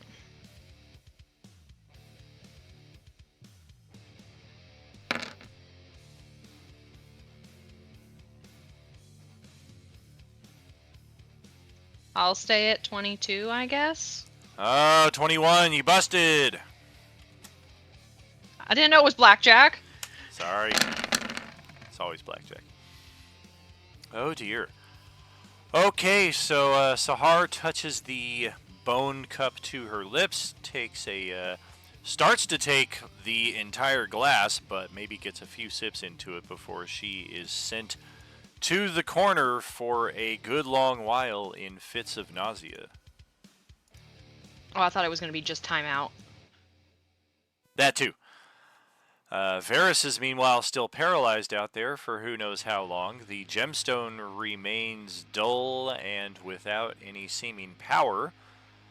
The witch, hag, lady, whatever, looks somewhat disappointed at Sahar and picks the cup from the floor and sets it back on its hook next to the cauldron.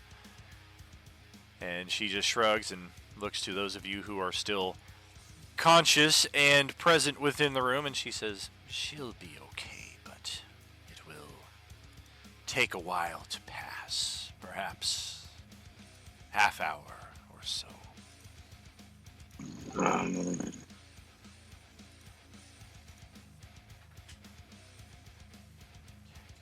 What y'all want to do? I was gonna start moving Varys closer to this room. So Can, hey Daniel, would a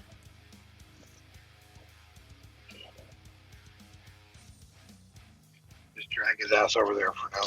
can I expend some of my lay on handses on myself to neutralize poison, aka nausea? You can, but just trying it a little bit, you realize that this is a more of a toxin or some kind of elevated whatever that is not interacting in the same ways that it normally would. Okay. Maybe because you willingly took it and it's not a hostile something trying to get in that your body would normally fend off.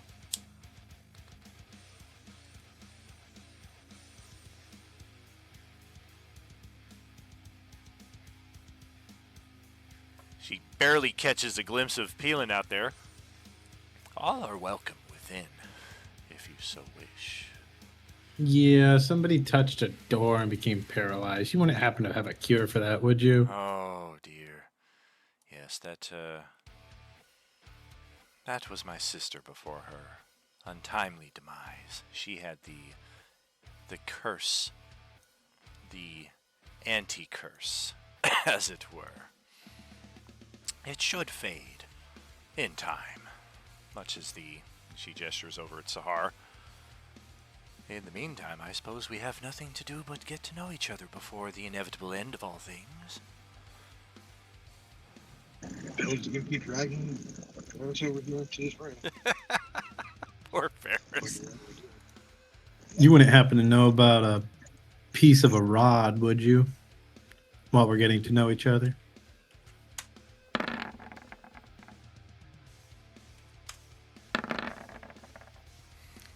Oh, she gets advantage.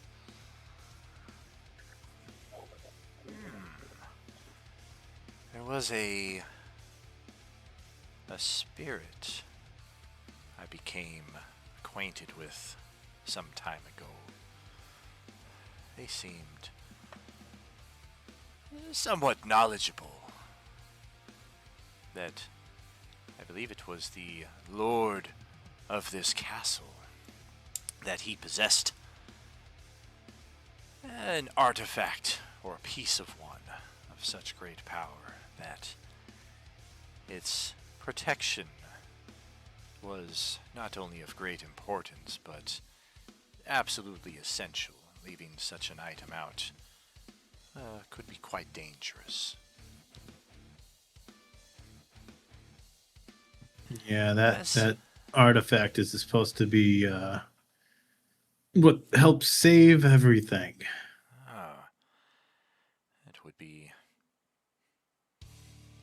actually, I'm not certain if it would be beneficial to try to save this place. This place is well beyond lost. Some may find a way to escape, but retaining this place in reality, I would not recommend. As a spirit, she had knowledge and access to areas of the castle I knew not. And she explained that Strahd, on many occasions, visited an area that she found quite comfortable and quite bright, warm. And she said the item was ensconced within this area somewhere, but I'm not certain how much experience you have interacting with the dead. Their connections and ability to convey information is not always as transparent and obvious as those of us living. I'm not certain if this information will help you find what it is you seek, but if it is, I'm glad to provide it.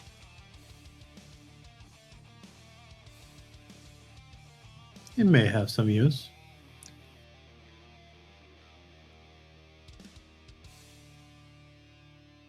Hey, Radabra, you want a drink? What? What you got, man? It's not that shit in the kegs, is it? Oh god, I touched the No. door and I shrunk down to a little baby turtle. No, it's this matcha tea stuff. Oh man, is it the new Starbucks shit? I don't like it. I like the old blend. You know, it's definitely the old blend. Oh, sweet.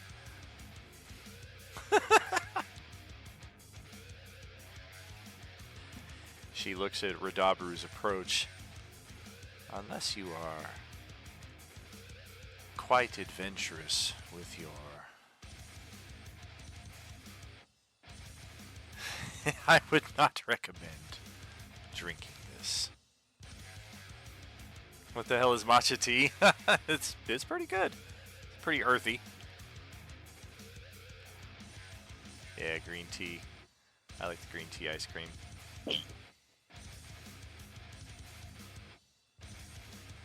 Green tea with Japan. The whole country of Japan.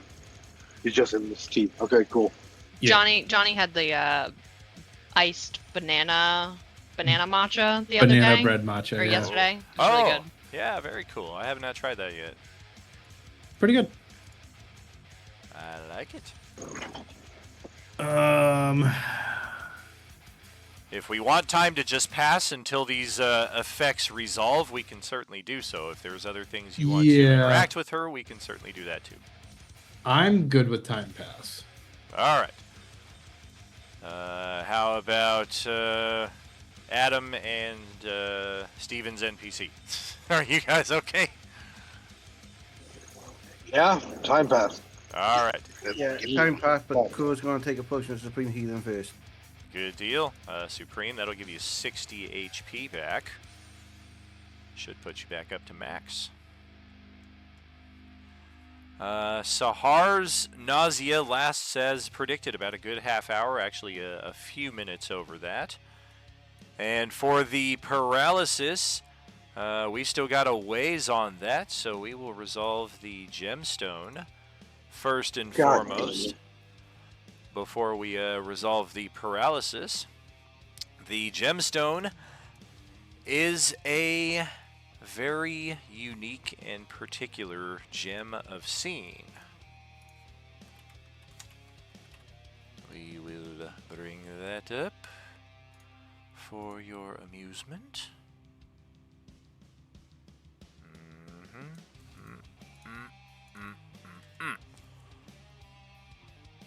So, temporary true sight a few times a day, sometimes only once or twice a day, depending on how many charges you regain. The extra unique part of this is that with a bonus action, you can activate a special nodule on the gem that will allow you to see into an even deeper realm that counters True Shroud for 1 round.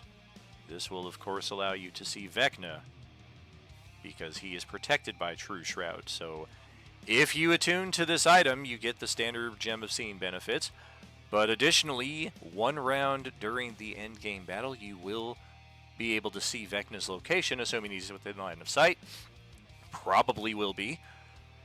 The extra little bit here is if you had made a higher con save and actually been able to chug the whole thing, that duration would have been 1 minute instead of 1 round. It's okay. I can already see him because I have Vecna's Lair, so. Maybe somebody else should get this this gemstone, because even though you have taken the penalty for drinking the concoction, the gemstone can now be attuned by anyone. Now let's find out what the penalty for the concoction is. I'm going to let you roll this one. First I want to take a look-see.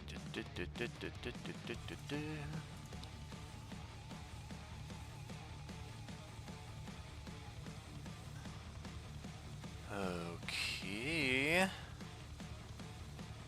I am looking for a 1 die 2 roll from Sahar.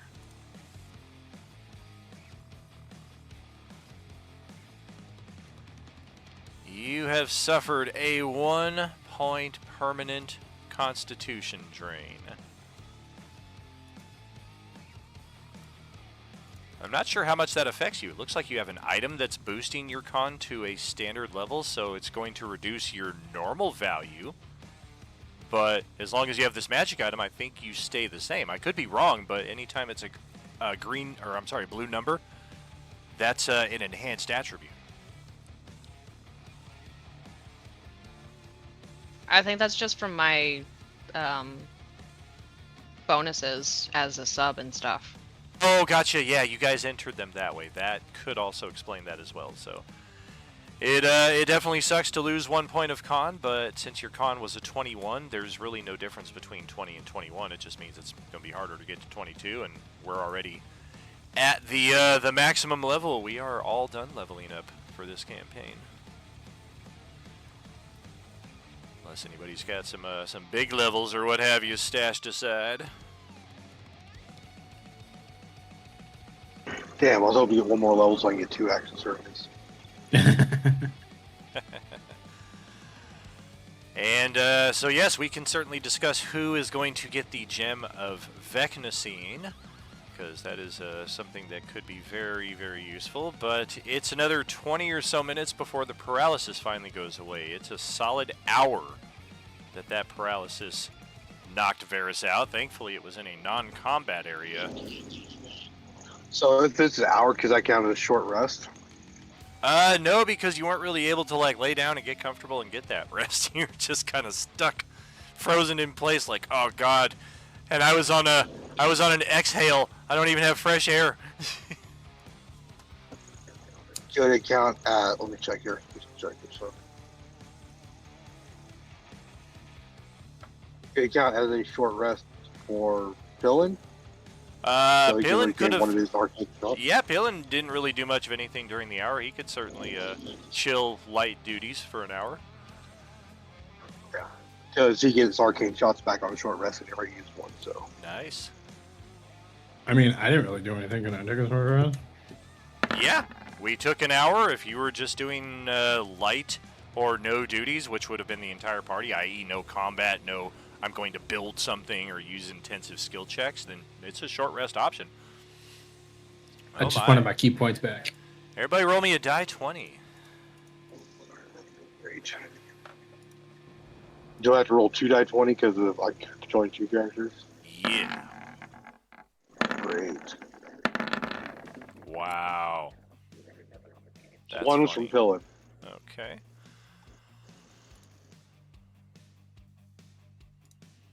Oh, how do I don't know. explain this? Varys just came off of paralysis. Are you sure that's not Varys?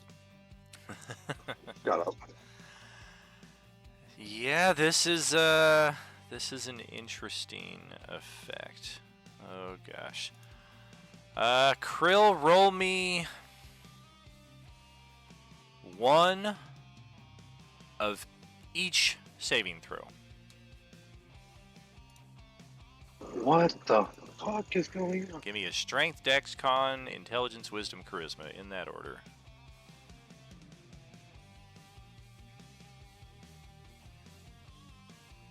Man, it started off so hot! Are we happy with all those numbers? Do we want to adjust any of them? You have no idea what's about to happen, so this could all be good. This could be me telling you to roll for nothing. It could be your character's about to die. Who knows? Yeah, I go with it. Alright, so I'm sure we've all seen, at least I hope so, otherwise, God, I'm old. I'm sure we've all seen the Back to the Future movies. What's that? Oh no. Just ignore him.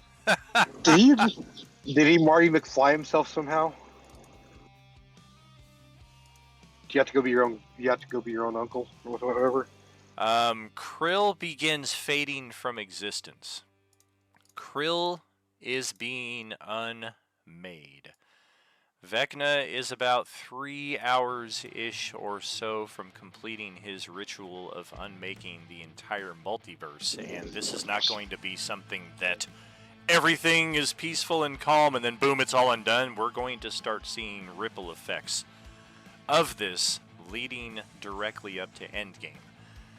Similar to how Nihilus was trapped in that realm where the time dragon stuck him, and he was able to like psychically scream out to the multiverse and affect your characters from long distance.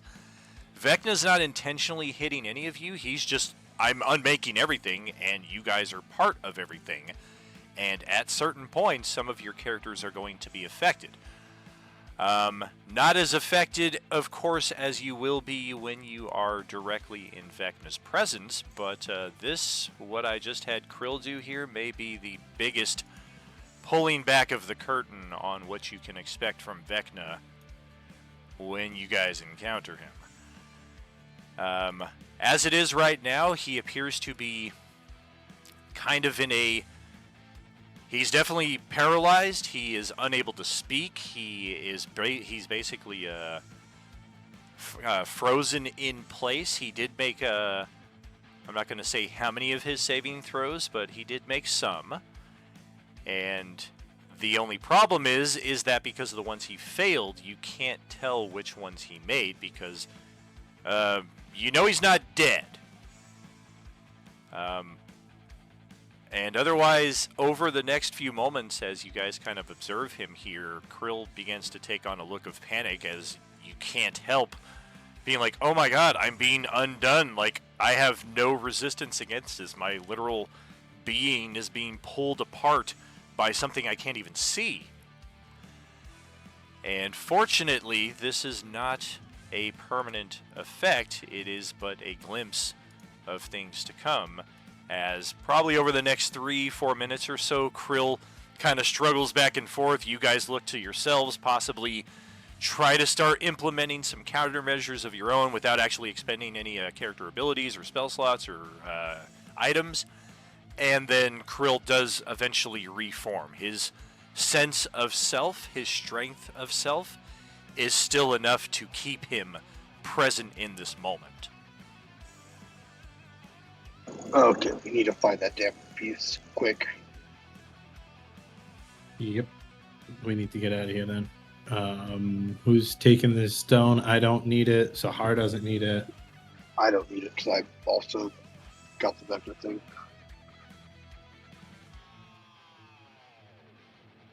And it was a bitchin' idea for it to be in Sahar's open eye socket, but by the same token, Krill doesn't have eyes at all anymore, so that could be cool. Or we could save it for one of the 3 people who's not here.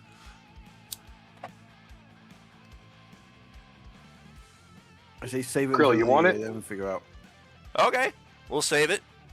We can discuss it. Krill may still be the best option to end up with it. But I definitely encourage somebody to write down the Gem of Vecna scene somewhere on one of your character sheets, or possibly the party inventory, which apparently we don't have one for this table. Interesting. I've got it in my notes. Oh, cool. So. I was going to say it's a little late for me to create a handout now that we're 35 of 36 sessions in. But by the same extension, just to illustrate the reality and magnitude of what Vecna is doing, our witch-a woman friend here is going to rapidly unmake. And she kind of goes away with a bit of a contented look on her face. Is there a pop? There is not. There's not even a cool little cloud of ash like when Thanos snapped everybody.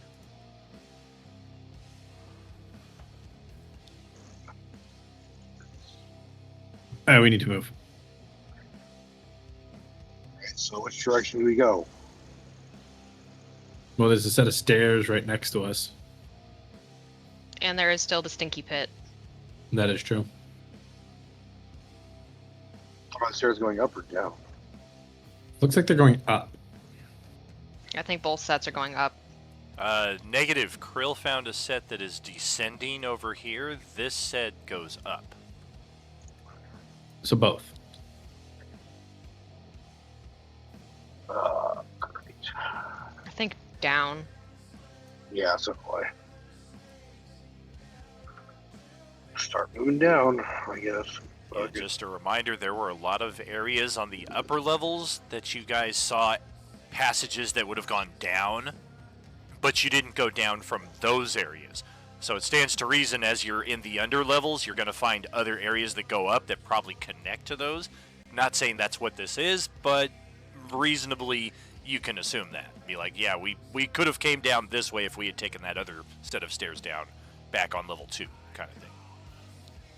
Gotcha. I'm okay with down.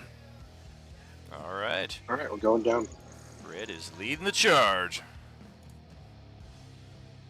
All right, let's do this. We are now on basement level 2. Holy moly.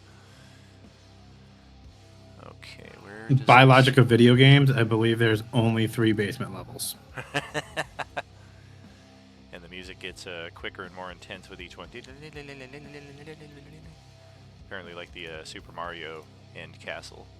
All right, where do we go Yes. from here? I was just thinking of that with Super Mario 3. The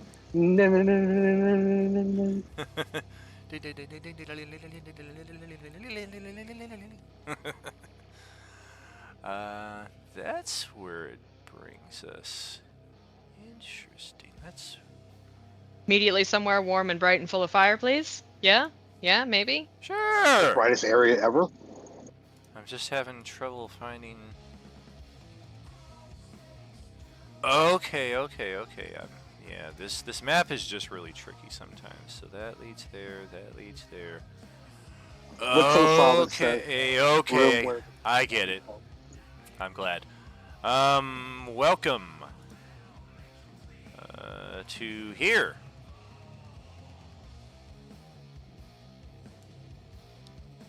It isn't bright down here at all. God damn it. Yeah, this is about as dark and dank as it gets. The water is stagnant and stank and is a good 3 feet in height. If you happen to jump in to the earlier prep stream while I was listening to some Mars Volta, you might have caught a sneak peek of this map in progress.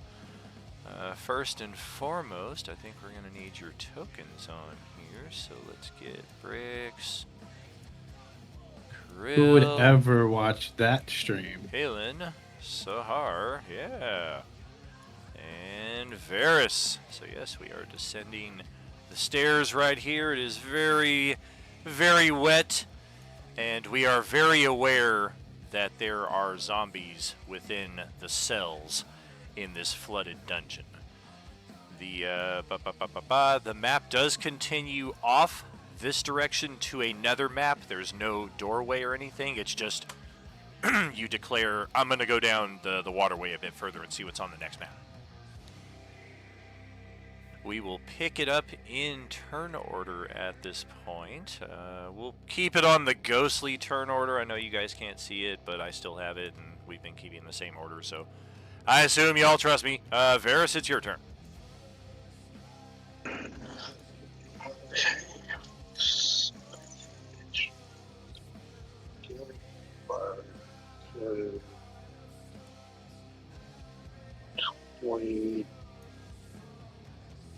Oh yeah, sales aplenty. Stop right there. Question. How are you progressing through this passageway?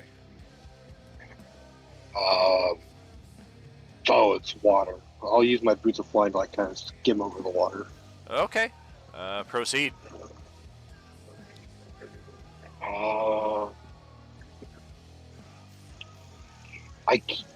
I can't even use Arcana or anything to sense around.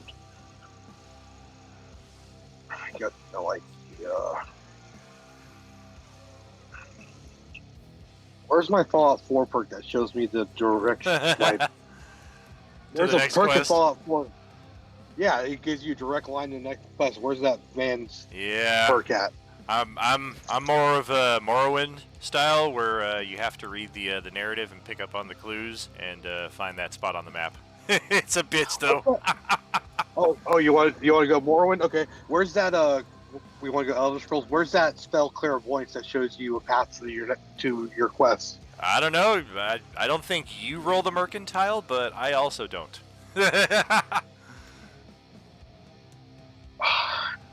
There's a lot of water in cells. I'm not touching the water because I have a feeling there's something bad with the water. Maybe we should go back up and then find another path. I don't know, guys. Whatever y'all think. Because I feel useless now. And I'll end my turn. Palin's turn is next. He's going to stay over there. I'm not going to risk him to touch water. Fair. Let me double check this map. Varus can see down the waterway to the west. It probably goes another like 20 or 30 feet, and then it opens up into a larger area that is still just as flooded, but it's a bigger area. It's not a 10-foot hallway anymore, so at least give you that. Back here to the map you guys are on. Radabru is... Come on, man. This is my freaking environment, bro. And I can see shit under the water that people probably can't, so we're going to submerge.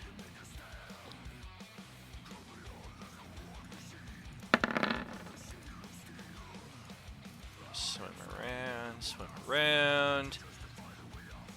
And we will surface at this point and point to Varus floating up above us, and then point back to the rest of the group.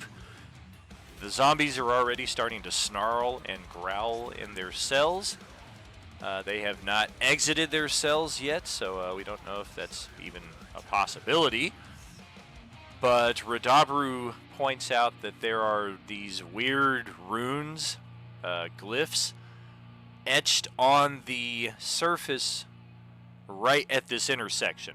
And he's thinking that if you step on it, it's probably not going to be a good thing. So you guys probably want to fly, or in his case, he can swim. I mean, his swim speed because he has one, it's good enough for him to just get right over it without issue. It's 3 feet of deep water, so depending on how athletic your character is, you might be able to swim over it.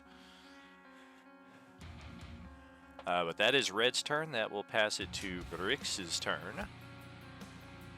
So I can just fly over this water? Oh, yeah. There's still plenty of ceiling space that you don't even have to dip your toes in the water. It's nasty. All right. Red seems to love it, though. Then I'm just gonna kind of like hover and like water walk. Fair enough. And so let's go over here. Oops. So you said, "Oh, hi, buddy. I can see you." Yeah, they're throwing themselves against the cell doors the more motion that they're starting to sense. So you're like, just, it doesn't sound like any of them are able to get out. I mean, this is a dungeon and these cells appear to be locked. These are probably people Strahd didn't like who maybe got turned into zombies while they were in here, or maybe the orange virus came through, or maybe they're his favorite zombies and he keeps them locked up so he knows where they're at. Who knows? And you said there's more to the west, right? Correct, yes. The map will continue like another 30 or so feet off the map here before it gets to the next area. What do you guys think? Should we go west? Like Fievel?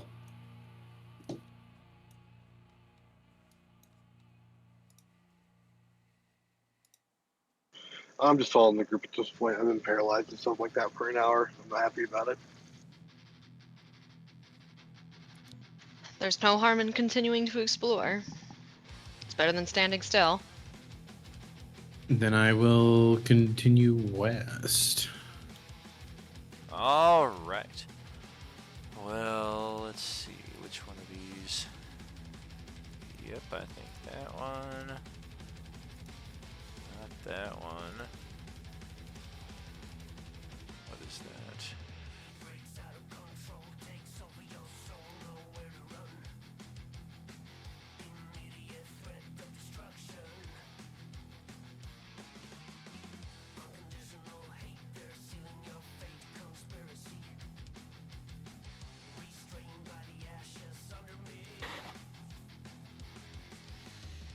Okay, yeah, I think this is the area that will best depict where you're coming in from. You're actually coming in through this passage here on the west into the flooded area, so we're not, of course, observing this area, but it looks like we have found another, some kind of observatory for sadistic amusement. There's cages, there's weapons, there's torture devices, there's an Iron Maiden, all kinds of stuff in here that probably Strahd and his widow enjoyed many people ending themselves in this room.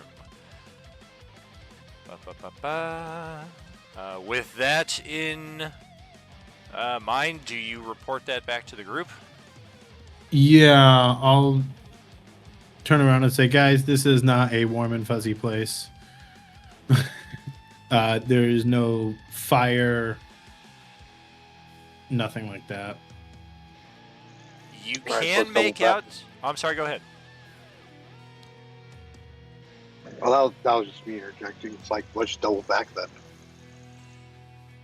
The map does not, or I'm sorry, the scene here does not accurately depict, so I will call attention to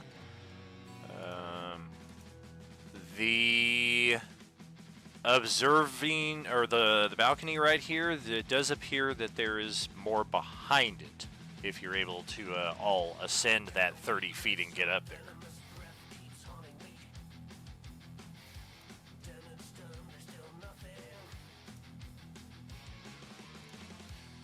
Just kidding. There looks to be a little bit more behind the observatory area.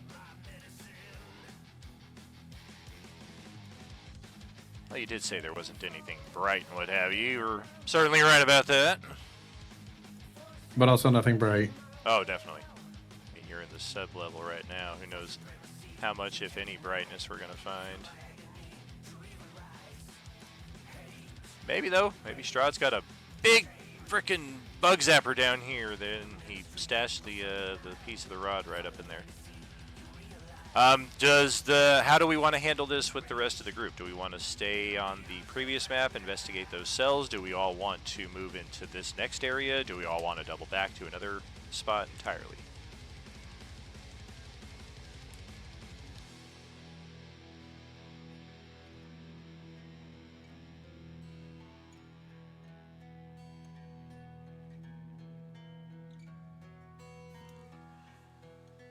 What do we think?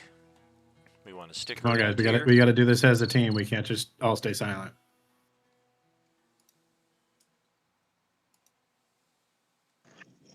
Oh no, if we're not seeing anything bright, I say double back. Find a different way. Yeah, maybe go back up and then go up the other staircase. Yeah, that's what I'm taking. Because, like I said, we need to have Ghost was specific, a very bright area, and if there's no brightness that we can see illuminating, there's no point in going forward and investigating. And it's not just brightness, it's fire, it's flame. Yeah, Crow's up for going back upstairs because the wall is 3 feet high and Crow's only 3'6". Yeah, I guess we'll start doubling back and going back the way we came. We'll keep it on the same map right here, but that set of stairs that lead up lead back into the courtyard. That was an area that we did not thoroughly explore. We kind of flew over it, checked it out, decided we were going to enter from one of the top towers. But there are areas of the courtyard that have hatches that close down over them, and you can access areas of the keep that way. That set of stairs that you saw ascending, again, leads back into a section of the courtyard. So from there, I don't want to say you're back to stage 1, but that is kind of back where you started.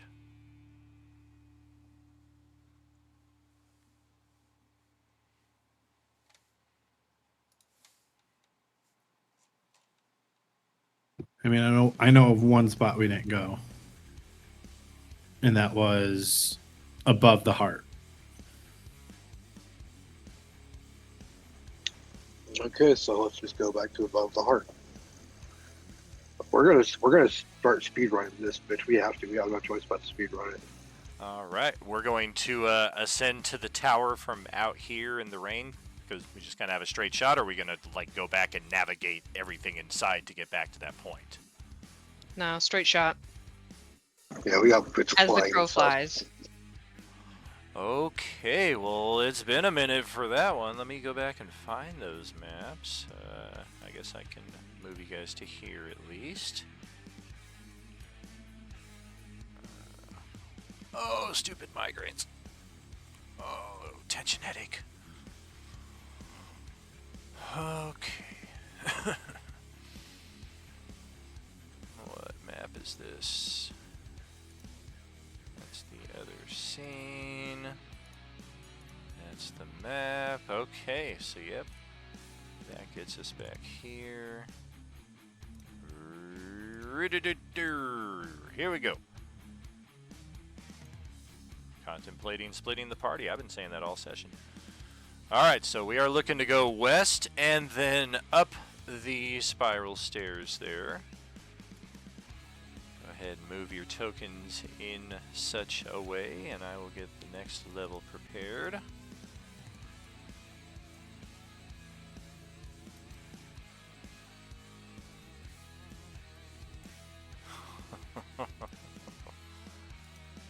That's right. I forgot all about this.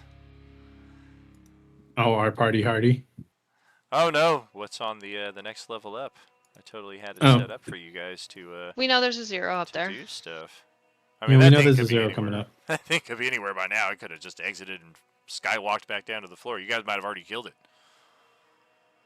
In another combat. Okay, so welcome to level 7. We started at 6 and we descended. Now we're going level 7. And we will be exiting the top of the spiral stairs right over here, Fuck is that token? where there is something up here that observes your approach. That's a type 21. Typo negative. So yeah, go ahead, drag your tokens onto the map. We will restore our turn order. If you're gonna be at the very top of the landing, you're over here. If you still want to be ascending the stairs, of course, place yourself anywhere along its path.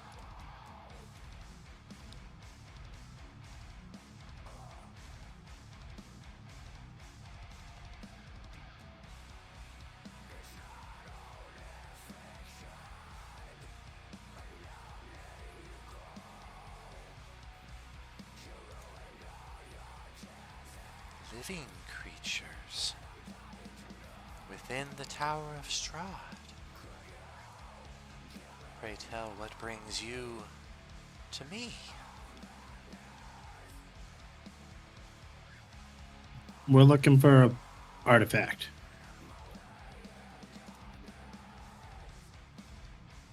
The Rod of Many Parts.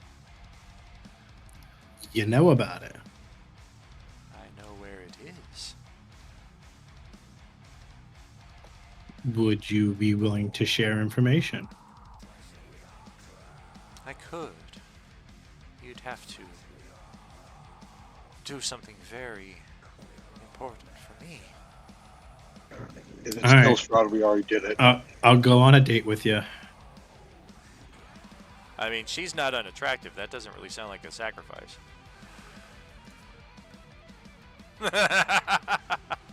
She said important, not sacrificial. Maybe she doesn't need a date. Have you And what important thing would you have in mind? have you met my sister, Kindrel? Which one was that? Was that the one that required Constitution, or was that one of the ones inside the room with the other ones? I have but one sister. You'd know her if you saw her. She was Strahd's wife. Oh, we met her. Ooh. Yeah. Has she told you what it is she intends to do? Yep, she wants to delete this world. Yes, and not to sound too selfish or put too fine a point on it, but that does include me. And despite what state fate has brought upon me, I do still very much desire to continue as opposed to be erased. Well, honestly, I'm trying to save as many people as possible. We tried to save some vampires earlier, but they kind of got blown away by a golem. Stupid vampires. I'd be willing to You leave tell Victor you. alone. I'd be willing to tell you what I know. If you can convince Kindrel to stay this madness, to spare the people of Barovia, to find a different way to channel her grief that doesn't cause permanent end to so many others who've done nothing wrong to her. You do this for me, I'll lead you right to where it is.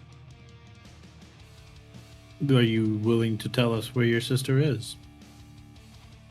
We know where I she's don't at. She's know. looking up. Yes, I'm not certain She- where she is. She is in or near the castle. We saw her right before we got to the castle at the drawbridge. She just stood there and was like, ha ha ha. The world's over. My boyfriend left me. Yada yada yada. That's right. Hey now, my boyfriend's dead.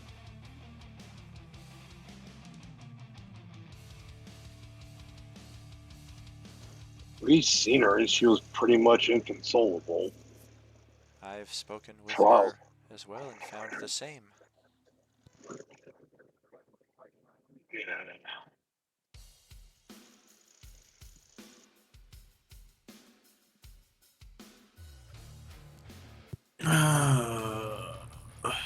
Introductions we- are Hold on. perhaps not important, but I am known as Shamira. If you do choose to confront Kindrel with this, I can't deceive you about the potential consequences. She can unmake this realm any moment, any second, if she so chooses. Why she has set a timer upon it, I think she gets some kind of thrill from knowing that everyone else knows that the time is counting down as opposed to the uncertain end of everything. But whatever her reason, if you choose to confront her, know that if you anger her, she may just erase you from this realm. You are under her power in this realm. Whatever abilities you have come to rely on, whatever faiths you hold to adhere you in this realm, it is her whim. And while I do beg this favor of you and have the solution you require, it is a task that I ask of you that you should give due consideration to.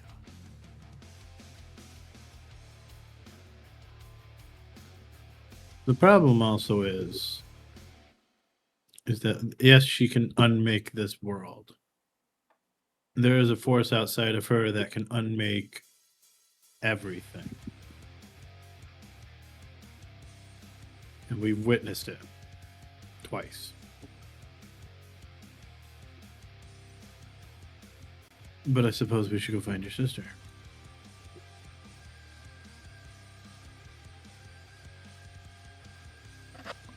Well, let's see if she is still where she last was.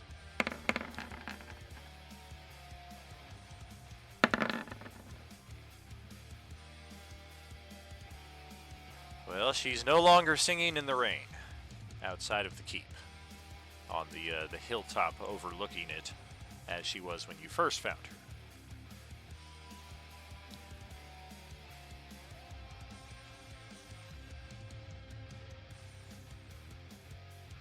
Anybody got any thoughts?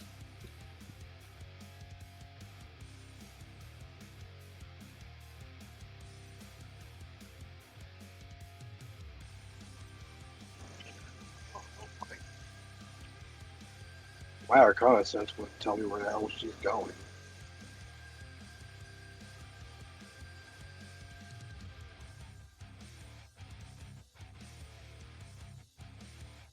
Yeah, I kind of wish I had something that would help, but I don't think I do. Our sorcerer's not here. Don't know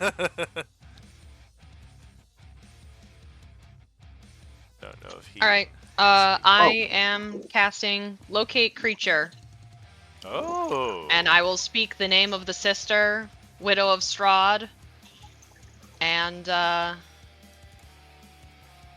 all that stuff. Wow. I've got it written in my notes. 4.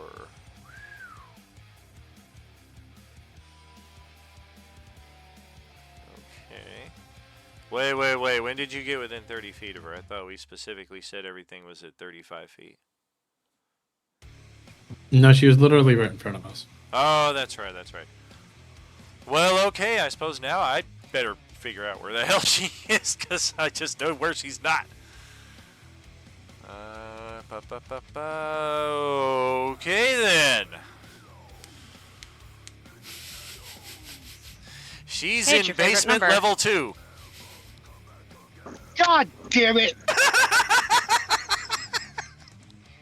All right, speed run, Scooby-Doo, running through multiple doors time.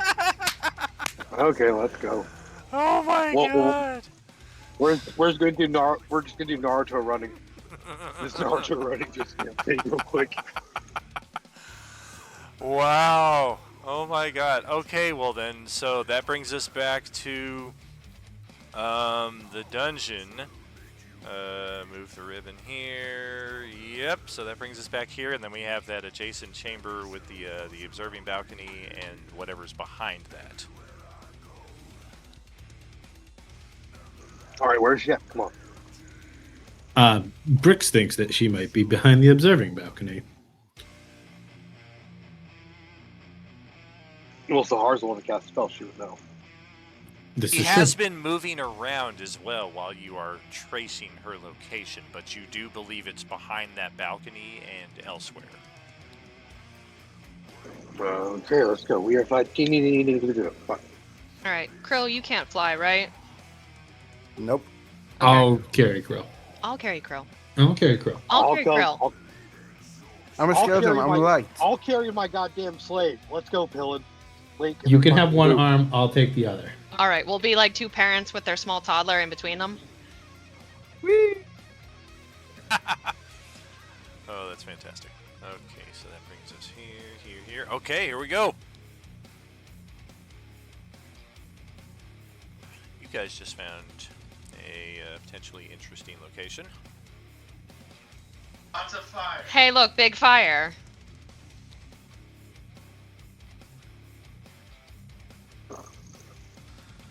Yes. I want to go to the fire. This room has two mounted iron statues, each holding a mighty blade. The second one is tucked into this alcove that we only briefly get a look of here in the bottom left corner. There are three sealed doors. There are no locks upon them that appear able to be picked. There is a mighty brazier in the center of the room that is roaring a mighty fire. It is quite warm in here, I might add.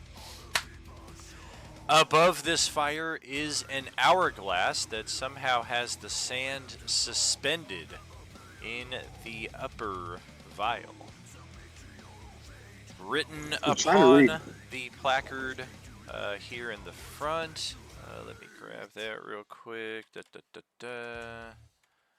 Cast a stone into the fire. Yep. Something. It gets a little blurry. Yeah. That's why I'm trying to like zoom in on it, but it doesn't. Right. Yeah, unfortunately. Here we go. Violent reach to the mountain. Well, yeah. Go. Okay. Yep. Oh, it's not on this one. That's a shame.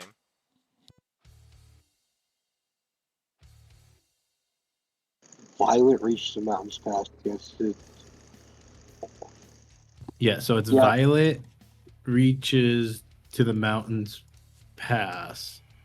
To ancient magic's womb. Yellow to the master's tomb. Oh, it's a. If you throw a different type of gem, it opens a portal, and teleports you to all these different places. So That is correct. Yes, you guys have read it before I was able to find it, but good job. Well, I can't read all of it still, but yes. One's the mountain spire, one's the castle peak. The other one, red is something of what you seek. Green to where the something. Indigo to the master's frack. Something to ancient magic's tomb, and then yellow to the master's tomb.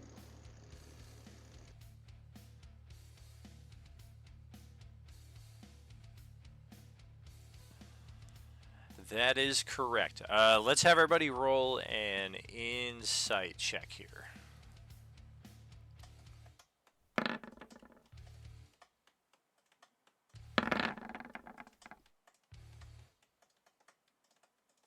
Yuck. Well, Krill got 23. So. Yeah, we got one good roll there.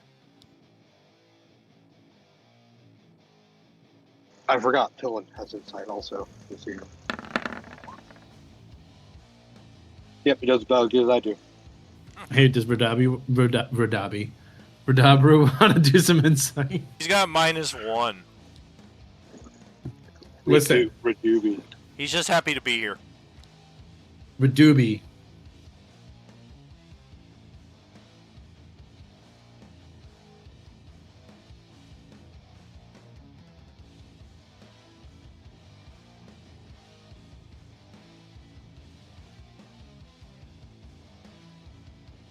Yeah, I'm having the hardest time finding the specifics here, but it is basically casting a stone into the fire, and it will teleport you to different locations across Barovia. Key locations, I might add.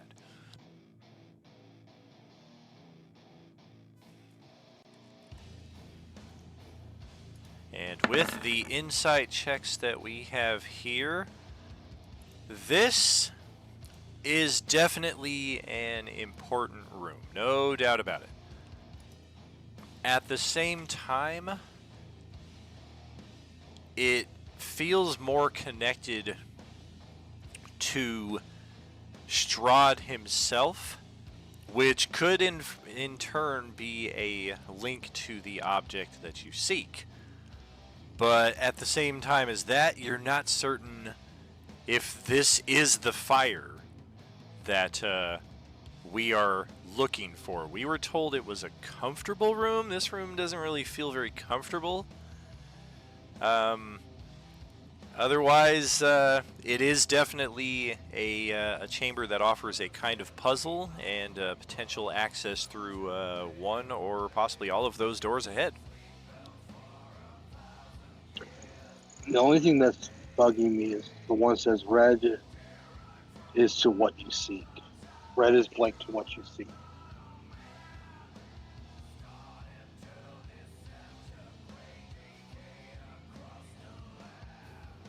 Right, but But if I we're don't know if looking we, for something for comfort for Strahd, I'm gonna say it's either indigo or yellow.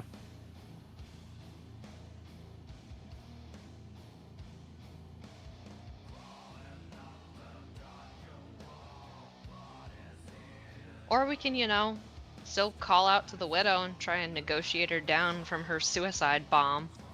Important detail: these little discs that are placed in front here have the colored stones that are indicated on the placard.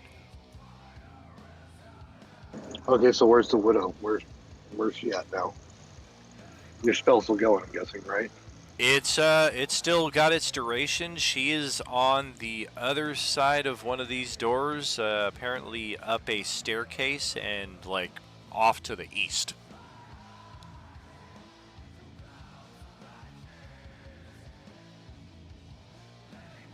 Yep, she is. She is. If yep, you're believing the middle door leads to a staircase going up. Can I just rummage through the fire real quick, make sure there isn't any stone in there, just for hell's sake? You can. I'm immune to fire, so that's why I'm doing it. Gotcha. Yeah, there's no stone within the flame. Okay, so up the middle then. Yes. There is still the question of how to open these doors that are sealed but have no lock to pick.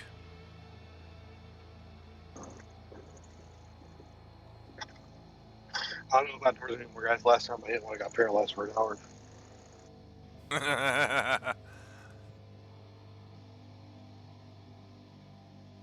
Can I make a perception check to see if I can see any hidden mechanisms or anything like that around? Sure.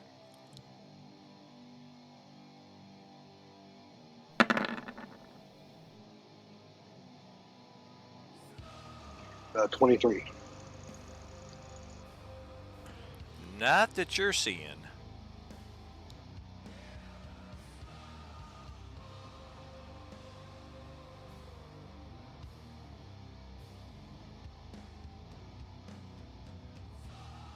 We could always try to break it down.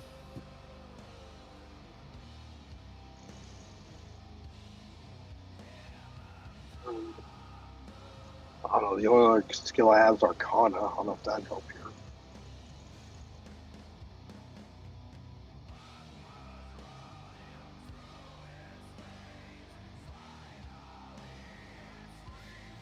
Oh, that's right. We actually have a map for this area, so I will move you all there now. Just to get a more thorough depiction of the scene.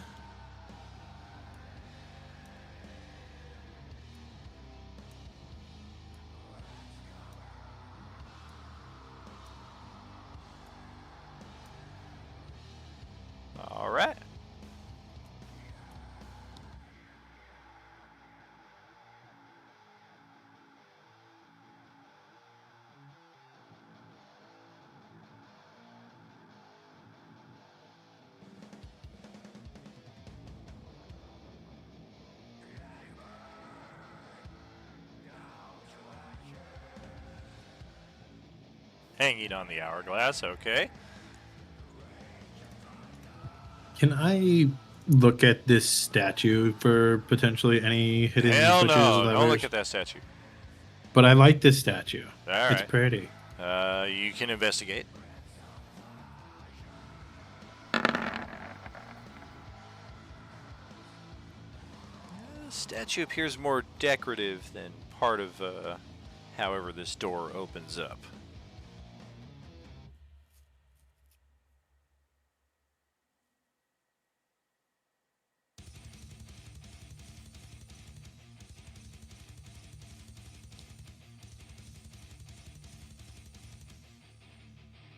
Final few moments here. Do we pick it up in this chamber next time, or are we going to be able to get through and into the next area? I'm still partial to just breaking it down.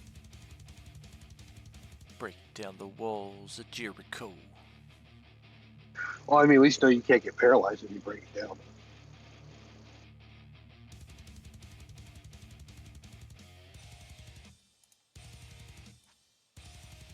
Yeah. Varys, do you want to break it down?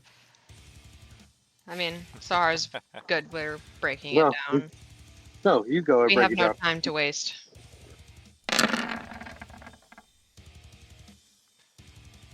Holy moly! I do damage. Yeah. Roll your. And if that's not enough, I can keep going.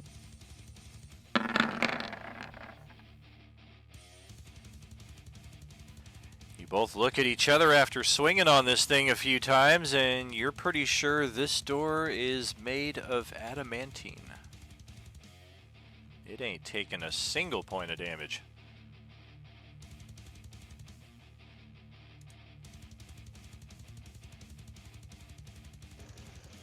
Can I make some type of arcana check or something like that? See if I can understand how a door can be opened. You Arcana, can. I don't know. Sure. Try arcana, see if I get better.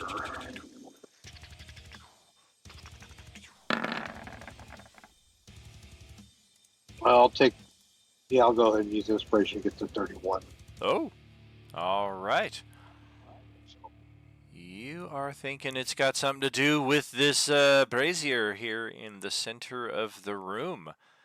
There are 3 potential destinations, 3 different colored stones, and 3 doors.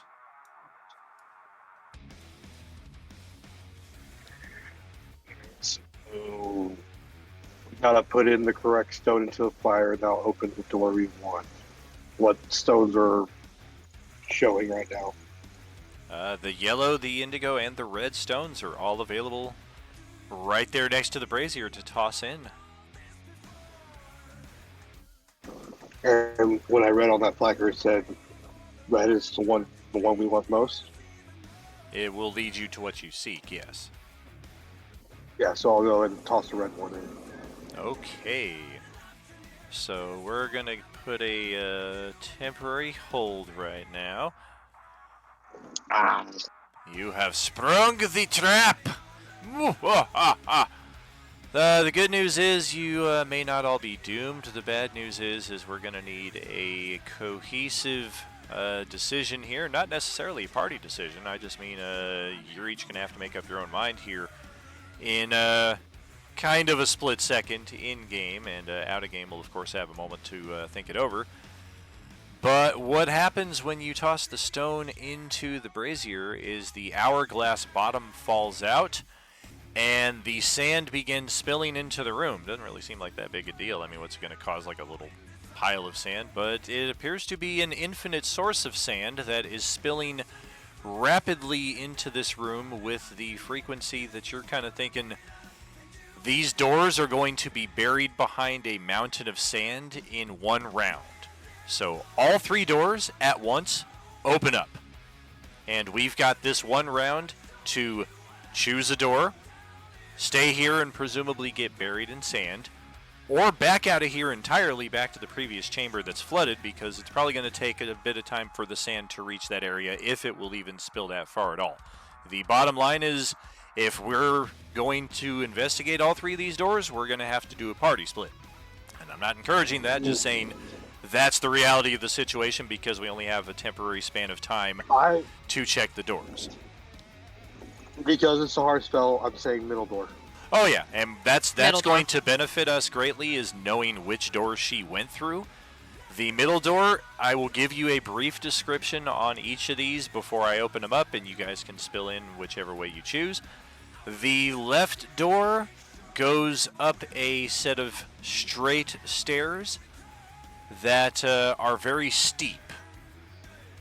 The middle door goes up a more normal, traditional set of stairs, also straight.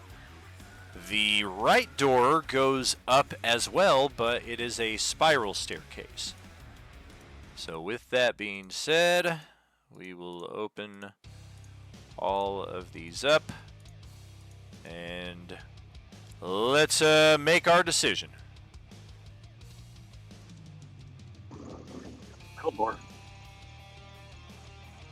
And the sand is even starting to spill up the stairs once the door opens up. Like this, Strahd definitely made this something to only be opened once, not without an extensive cleaning crew and / bulldozer probably. This passageway is going to bend around to the right, and that will lead us to the next area, which is where we will pick up next session. I will give you guys a look-see, though, at what we are in for. Nope. Yep, there's it. We have found the crypts and the bloods of the sub-basement here. So we'll see just where this leads us. Next Sunday, we are back with another doubleheader. We are rapidly getting towards our Vecna endgame, despite taking those extra weeks off. We're pretty much right back on schedule. Once I power through this week and next week, it's going to be 5 streams in 4 days, and then 6 streams in 5 days next week. But then after that, we are locked in on Sundays for, I'm estimating 3 Sundays, maybe 4. I don't know that this is going to go as long as the Nihilist battle did. I think it's going to be very quick and bloody, and it's going to be very evident very early in what our game plan is going to need to be. And of course, hopefully enough tables get hints throughout the way, like we got today with that unmaking of Krill, to allow us to formulate a hopeful cohesive game plan for our Vecna endgame, which is, again, rapidly coming up very, very soon. 14 days, as a matter of fact, 2 Sundays from now. So we will wrap up today's session 35. We got 1 session left here, friends, for this table to complete our objective, and hopefully we are on the right path. We are back in less than 6 hours now, friends, with Stew Crew also in session 35, and they have been in a non-stop battle against the Fiend Lord Apadanalia for a number of sessions now, hoping that he's got the piece of the rod in his pocket. I mean, they're on the, I want to say, the smallest map of all the different tables we're running here. Your crew here on Swan and Monday crew, you guys have both got the largest real estate to search, but you guys are also being given hints that other tables aren't being given because they've got smaller maps. They just kind of have to feel their way around. The hints may be a bit cryptic, but hopefully they lead you in the correct direction. So, yep, don't miss us tonight, 6 p.m. Pacific, with session 35 of Stew Crew.